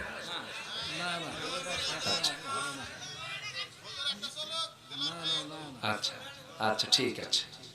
সম্মানিত ভাইরা, রাত তো অনেক হয়েছে, আর কষ্ট না দিই, যা হয়েছে বলে ফেলি আলহামদুলিল্লাহ। জোরে বলি আলহামদুলিল্লাহ। আমি সবার কাছে আন্তরিক দোয়া চাই, সবাইকে আমার জন্য দোয়া করবেন। আমিও দোয়া করি আপনাদের জন্য, আল্লাহ যেন আমাদের সবাইকে আরশের ছায়াতলে স্থান করে দেন। জোরে বলি আল্লাহুম্মা আমিন। আরো জোরে আল্লাহুম্মা আমিন। সবাই চিৎকার মেরে বলি সুবহানাকা আল্লাহুম্মা আশহাদু আশহাদু আল্লা ইলাহা ইল্লা আনতা আস্তাগফিরুকা ওয়া আতুবু ইলাইক ওয়া আতুবু ইলাইক। আসুন আমরা দোয়া করি। আগামীকালকে আমার প্রোগ্রাম আছে, সব দিকে খেয়াল করতে হবে। দূর থেকে এক ভাইজান এসেছেন, দিয়েছেন 500 টাকা, আরেকজন ভাই দিয়েছেন 1000 টাকা। আল্লাহ কবুল করো, নেক নিয়ত মঞ্জুর করো, আব্বা আম্মাকে মাফ করো। সবাই নামাজের মতো করে একটু বসে যাই। আমরা আল্লাহর কাছে চাবো, অনেক রাত হয়েছে, আমরা আর কষ্ট না দিই। অনেক বুড়ো মানুষ বসে আছেন, একদম চুপ মেরে বসে আছেন, কষ্ট হচ্ছে। মাইকের আওয়াজ অনেক রোগীর কানে যাচ্ছে, যাচ্ছে না? রোগীর কানে যদি মাইকের আওয়াজ এত রাতে যায়, ওনার কি ভালো লাগবে না? কষ্ট হবে, কষ্ট হবে। আসুন দোয়া করি। দেলোয়ার, হ্যাঁ না গান গাবো একটা? আচ্ছা, একটা গান গাবে সে। আচ্ছা, ছোট্ট একটা গান, গজল। হ্যাঁ, যে এই দিয়ে দেন।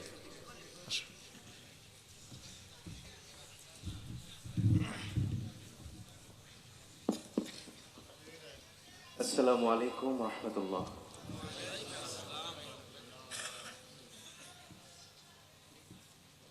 তুমি আসমানে থাকো প্রভু, আমি জমিনে, তবু তোমারি প্রেম জানে হৃদয় গহীনে।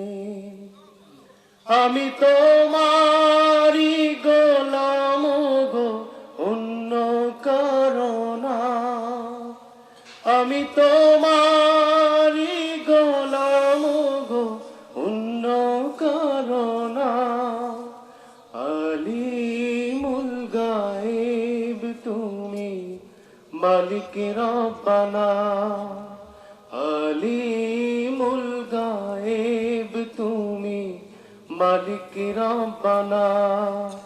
আল্লাহু আল্লাহু আল্লাহু আল্লাহ। তোমারি রহম ছাড়া বাঁচা বড় দায়। প্রতিদিনে প্রতিক্ষণে জড়িয়ে রাখো গো আমার। শত শত ভুল মাফ করে দাও, শত শত ভুল মাফ করে দাও। জানা কি অজানা, আমি তোমারি গোলাম গো, অন্য কারণা।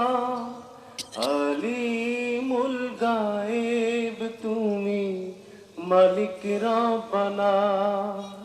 কঠিন বিচারের দিনে থেকো গো পাশে, পাপের ভারে নুয়ে গেছি, মন তাই কেঁদে মরে। জান্নাতি ফুল দিও গো আমায়, জান্নাতি ফুল দিও গো আমায়। আগুনে ফেলে দিও না, আমি তোমারি গোলাম গো, অন্য কারণা।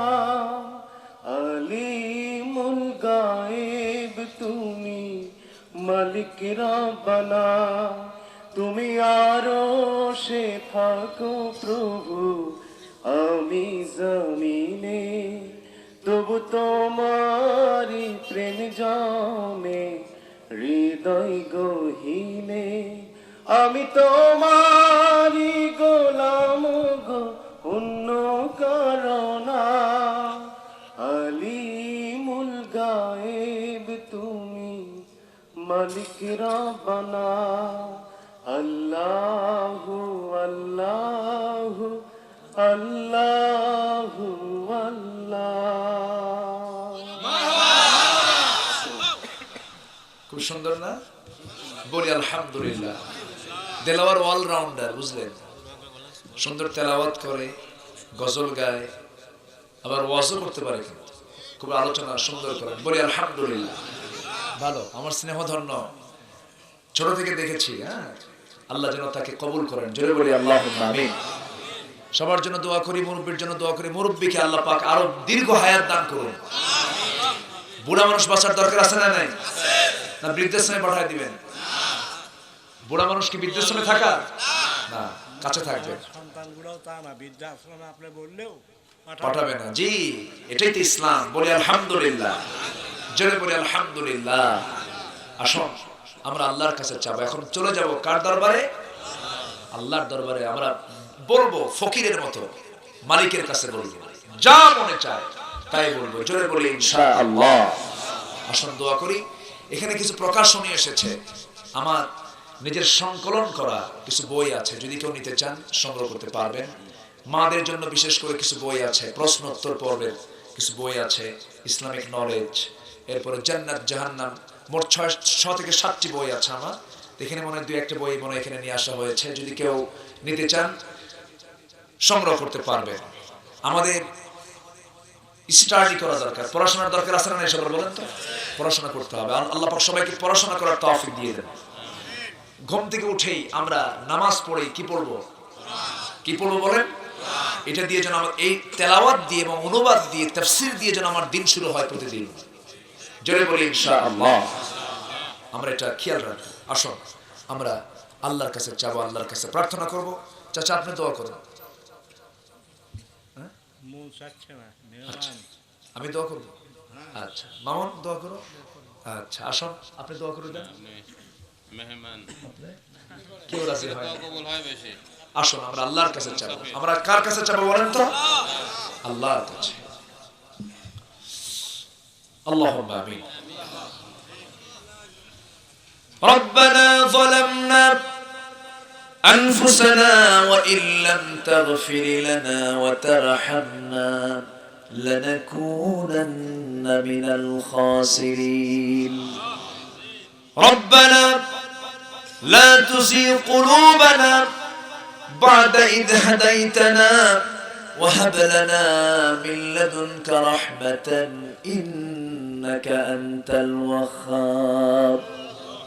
আল্লাহ তাআলা গভীর রাত, নিঝুম রাত, ঝিমানো রাত্রিতে হাজার হাজার মুসলমান নরনারীকে নিয়ে তোমার কালামের 3-4 আয়াতকে সামনে রেখে তোমার নির্দেশনা ছিল 5টি কাজের। যতটুকু পেরেছি ভাঙ্গাচুরা কিছু কথা বলে শেষ করে তোমার শাহী দরবারে কাঙ্গাল ভিখারির মতো দুটো হাত পেতে আছি। গুনাহের দিকে নজর দিও না, বান্দা মনে করে तमाम জীবনের গুনাহগুলোকে maaf করে দাও। আমরা জানি আমাদের গুনাহ যত বড়, তোমার রহমত তার চেয়ে অনেক বেশি বড়। গুনাহের দিকে তাকালে আমরা ধ্বংস হয়ে যাব। গুনাহের দিকে তুমি যদি নজর দিয়ে দাও আমরা শেষ হয়ে যাব।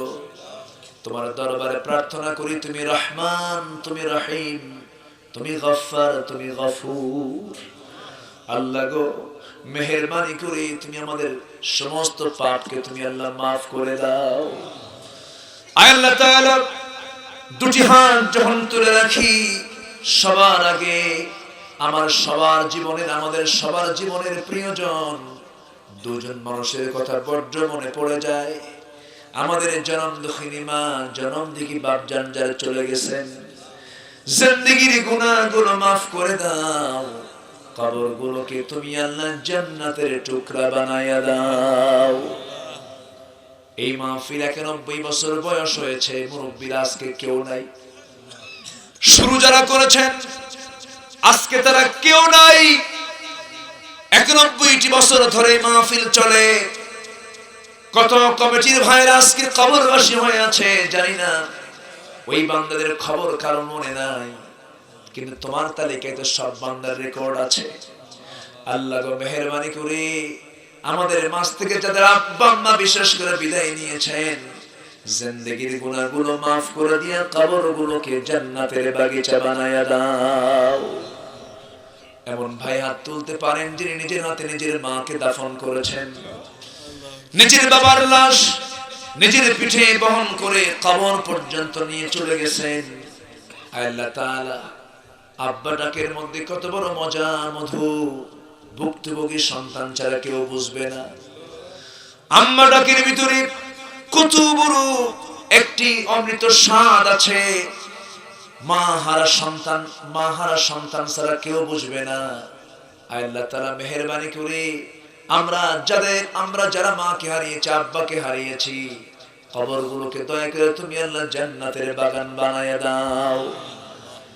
সবাই চক্ষু বন্ধ করুন, হাত একটু উঁচু করে আল্লাহর শেখানো দোয়া পড়ে দিল থেকে মন থেকে কণ্ঠে যত আওয়াজ আছে সবাই আমার সঙ্গে ঠোঁট মিলিয়ে বলুন, রব্বির হামহুমা কামা রব্বায়ানি সগীরা, রব্বির হামহুমা কামা রব্বায়ানি সগীরা। আল্লাহ তাআলা বাড়ি ফিরে যাব, অনেকে ছেলে পাবো, মেয়ে পাবো, বউ পাবো, বাচ্চা পাবো, কিন্তু মার ঘরে তাকায় দেখবো মা আমার নাই রে, মা কবরবাসিনী। সে আব্বা আম্মার জন্য দোয়া করি, কবরের আযাব তুমি আল্লাহ মাফ করিয়ে দাও। আল্লাহ তাআলা আমার ডানে মুরব্বি হাত তুলেছেন, বামে মুরব্বিরা হাত তুলেছেন। আমার ডানে যিনি বসে আছেন বয়োবৃদ্ধ জ্ঞানবৃদ্ধ, কিন্তু তার চেতনা যুবকের মতো। আল্লাহ তাআলা আমরা তার জন্য দোয়া করি, তুমি তাকে সিহহাতে কুল্লিয়া দিয়ে দাও। সবার নাম তো আমার জানা নাই, তোমার বান্দাগুলো দুটো হাত ভিক্ষুকের মতো পেতে রেখে কি যেন চাচ্ছে জানি না। তোমার বান্দাদের মনোকামনা, মনোবাসনা, নেক মাকসুদ যা আছে তুমি আল্লাহ দয়া করে কবুল আর মঞ্জুর করে নাও। অনেক মা বোন হাত তুলেছেন, আল্লাহ মা বোনদের চরিত্রকে তুমি আল্লাহ খাদিজার চরিত্রে তুমি আল্লাহ রূপ দিয়ে দাও। মাদেরকে দিন বোঝার তৌফিক দিয়ে দাও। সকল প্রকার অপসংস্কৃতিক আগ্রাসন থেকে নারীদেরকে অনেক দূরে দূরে রাখো। আল্লাহ তুমি মাদেরকে দিন বুঝে, কোরআন বুঝে আমল করার তৌফিক তুমি আল্লাহ দিয়ে দাও। পর্দায় থাকার তৌফিকটা দিয়ে দাও। হেলেঞ্চা পাড়ার প্রত্যেকটি ঘরকে তুমি আল্লাহ ইসলামের দুর্গ বানায়া দাও। আমার সঙ্গে যারা আমিন আমিন করছেন, কার মনে কোন যারা জানি না, যে ঘরে ছেলে নাই ছেলে দাও, যে ঘরে মেয়ে নাই মেয়ে দাও। নিঃসন্তানী মাকে তুমি আল্লাহ সন্তান দিয়ে ভরপুর করে দাও। আল্লাহ তাআলা গোটা দুনিয়া জুড়ে মুসলমানদের আজকে চরম দুর্দিন কাটছে। আল্লাহ মেহেরবানি করে তোমার গায়েবী মদদ নাজিল করো, সমস্ত জুলুম থেকে মাজলুমদেরকে বাঁচাও। কাশ্মীরের সুন্দরী নারী যাদেরকে আকাশের সূর্য ভালো করে দেখে নাই, এই সমস্ত মা বোনদেরকে ধর্ষণ করে দুনিয়া থেকে বিদায় করে দেওয়া হচ্ছে। আল্লাহ মেহেরবানি করে কাশ্মীরকে তুমি আল্লাহ একটা ব্যবস্থা করে দাও, আজাদ করে দাও, মুক্ত করে দাও জুলুম থেকে। আল্লাহ তাআলা তোমার বান্দাগুলোকে নিয়ে হাত তুলেছি। এই সময়, যে সময় তুমি আসমানে চলে আসো আর আমাদেরকে বলো কোন বান্দা কি চাবে আমার কাছে বল, আমি তার সমস্ত চাওয়া কবুল করব। আল্লাহ তাআলা আমাদের হাতগুলোকে ফিরাইয়া দিও না, আমাদের হাতগুলোকে তুমি আল্লাহ ফিরাইয়া দিও না। হাত যখন তুলে রাখি কোরআনের পাখির কথা বেশি বেশি মনে পড়ে। আল্লাহ তাআলা মেহেরবানি করে খাঁচা মুক্ত হয়ে, মুক্ত খাঁচা হয়ে, আল্লাহ খাঁচা মুক্ত হয়ে মুক্ত আকাশে বাতাসে গান গাওয়ার তৌফিক তুমি আল্লাহ তাআলা দিয়ে দাও। আল্লাহ তাআলা তোমার বান্দাগুলো কিনে হাত তুলেছি, কোন দিন মালাকুল মউত আসবে জানি না, তবে ডান হাতে আমলনামা না আসা পর্যন্ত তুমি আল্লাহ আমাদের কাউকে কবরে নিও না। আল্লাহ তাআলা আমার স্নেহস্পদ স্নেহধন্য আব্দুল্লাহ আল মামুনকে তুমি আল্লাহ কবুল করে নাও। এই এলাকার সেই ইমাম খতিব আল্লাহ তুমি তার খুতবার ভিতরে একটি শক্তি তুমি আল্লাহ দিয়ে দাও, ইলমে তারাক্কি বাড়ায়া দাও। আল্লাহ তাআলা আমার সঙ্গে যারা আমিন আমিন করছেন সবার আমিনকে তুমি আল্লাহ মেহেরবানি করে মঞ্জুর করে নাও, দেলাওয়ারকে কবুল করে নাও। আল্লাহ তাআলা অনেকেই এখানে এসেছেন, আমার নিজের মামা জান এসেছেন, মামাকে কবুল করে নাও। আল্লাহ তাআলা এই পৃথিবীতে আসার তো সিরিয়াল ছিল, যাওয়ার তো কোনো সিরিয়াল নাই। ডান হাতে আমলনামা না আসা পর্যন্ত তুমি আল্লাহ আমাদের কবরে নিও না। সুদূর ভারত থেকে কয়েকজন ভাই এসেছেন, আয় আল্লাহ তাআলা তারা দোয়া চেয়েছেন, তুমি তাদেরকে কবুল করে নাও। আমার চাচা শাহ আলমকে তুমি আল্লাহ কবুল করো। অনেক অনেক প্রকার দোয়া চেয়েছেন, আল্লাহ তোমার কাছে সুপিয়ে দিলাম, সবার দোয়া তুমি আল্লাহ মঞ্জুর করে নাও।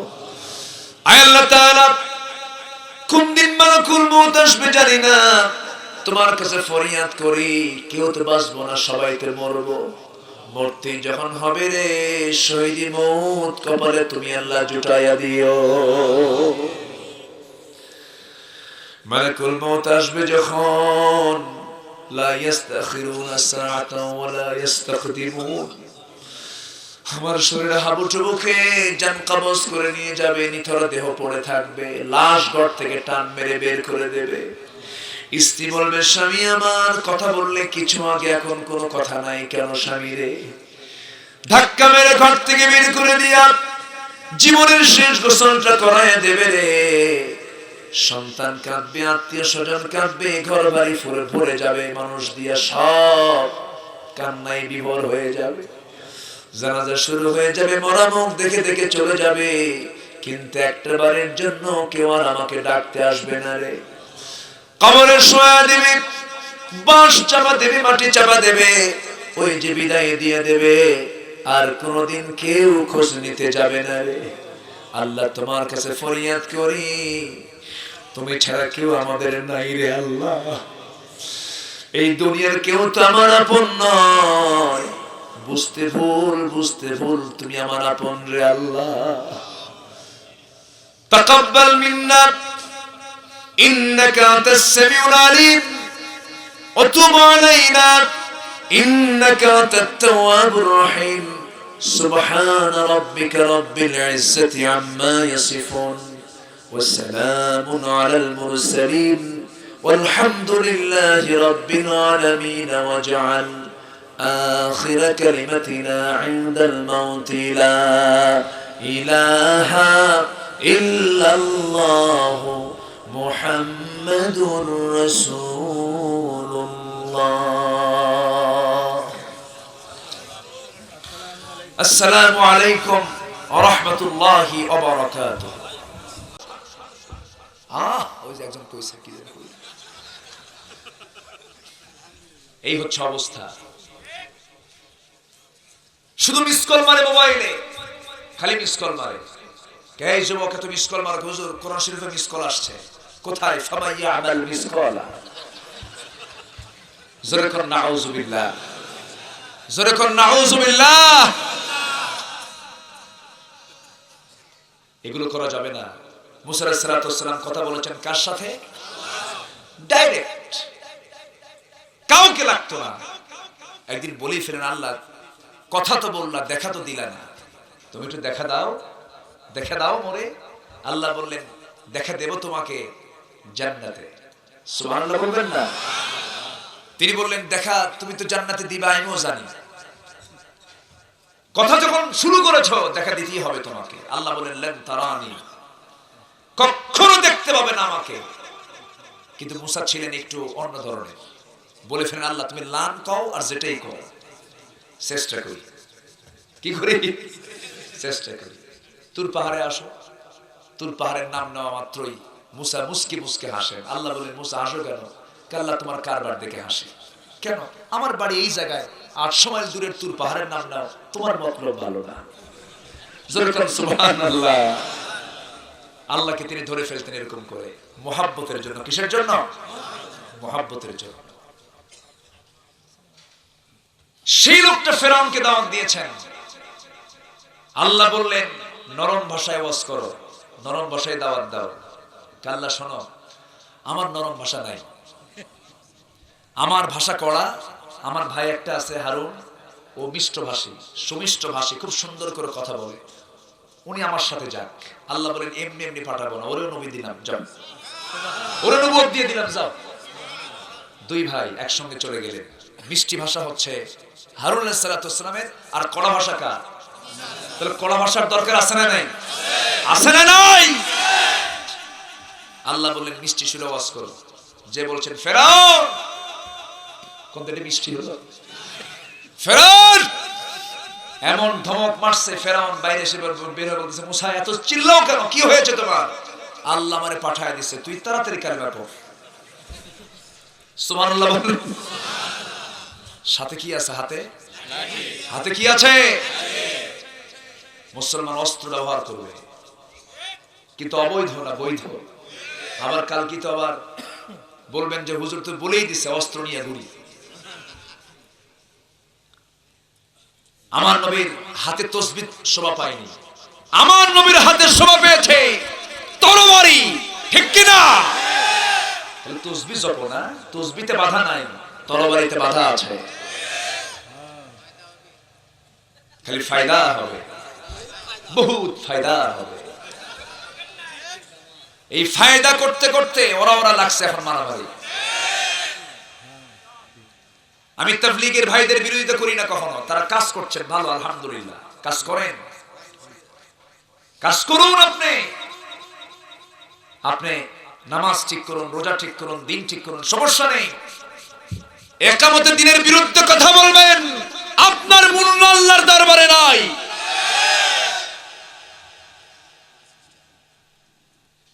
কষ্ট হচ্ছে, আজকে কথা বলে যাব,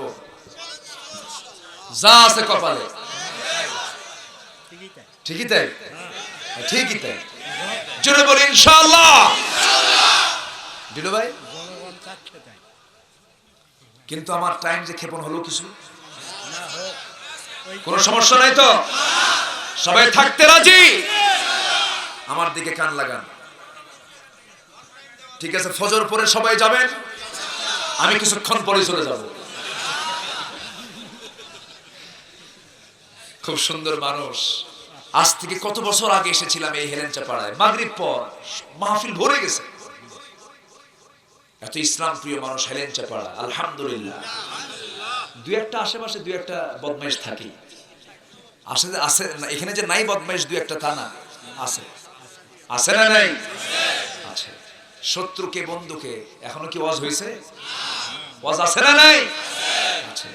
বসেন, অনেকগুলো পয়েন্ট বের করেছি, একটা একটা করে শেষ করার চেষ্টা করব। জোরে বলি ইনশাআল্লাহ। আমার ভাইয়েরা, অনুরোধের সুরে শুধু দাওয়াত দিলে হবে না, বুঝাতে হবে, বুঝায় দিতে হবে, সৎ কাজের আদেশ দিতে হবে, অসৎ কাজের বাধাও দিতে হবে। আপনি মদের বিরুদ্ধে বয়ান করে করে মদ বন্ধ করতে পারবেন না, মদের বিরুদ্ধে আইন পাশ করতে হবে। জিনার বিরুদ্ধে ওয়াজ করে করে জিনা বন্ধ করতে পারবেন না, জিনার বিরুদ্ধে আইন পাশ করতে হবে। আমার বন্ধুগণ, এই জন্য আমি আপনাদেরকে যেই কথা বলতে চাই, প্রথমে আমরা সোর্স অফ ইনকাম, আয়ের উৎস বৈধ করে নেব। আর জীবনের সকল জায়গায় নাম্বার 2 হলো ভয় করব কাকে? আস্তে বলবেন না, কাকে? এক জায়গায় না, সব জায়গায়। আলোতে কার ভয়? অন্ধকারে কার ভয়? দিনের বেলা কার ভয়? অন্ধকারে কার ভয়? একা কার ভয়? লোকের মাঝেও কার ভয়? সব জায়গায় যদি আল্লাহর ভয় থেকে যায়, পুলিশ লাগবে না, বিজিবি লাগবে না, প্রশাসন লাগবে না, র‍্যাব, চিতা, কোবরা লাগবে না। সব বান্দাগুলো কার ভয়ে ভালো হয়ে যাবে? আল্লাহর ভয়ে ভালো হয়ে যাবে। আমার বন্ধুগণ, এমন একটি সমাজ আমার নবীজি উপহার দিয়েছিলেন, যে সমাজে ওমরে ফারুক আবু বকরের শাসনামলে 2টা বছর হাকিমের দায়িত্ব পালন করেছিলেন। 2 বছর বিচারপতির চেয়ারে বসেছিলেন, সকালেই বসেন, সন্ধ্যায় ফিরে আসেন। 2টা বছরে একটা আসামিও তার আদালতে হাজির হয় নাই। আসামি নাই, সব ভালো, মামলাই নাই। এখন তো মামলা নাই। এই বুড়া মানুষ দেখছেন কি ইয়াং, 13 বছর বয়স মনে হয়, গোটা 6 কাছে হাফ ডজন আছে।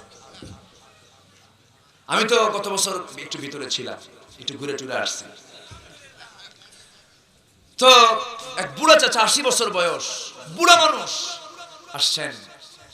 হঠাৎ করে আমি যাওয়ার কয়েকদিন পরে আমার দেখি তো জড়ায় ধরে বলছে, হুজুর আমার কাছে এখন এটাই ভালো লাগতেছে, আমারে পাই এক দারুণ খুশি, হুজুর ওয়াজ করে।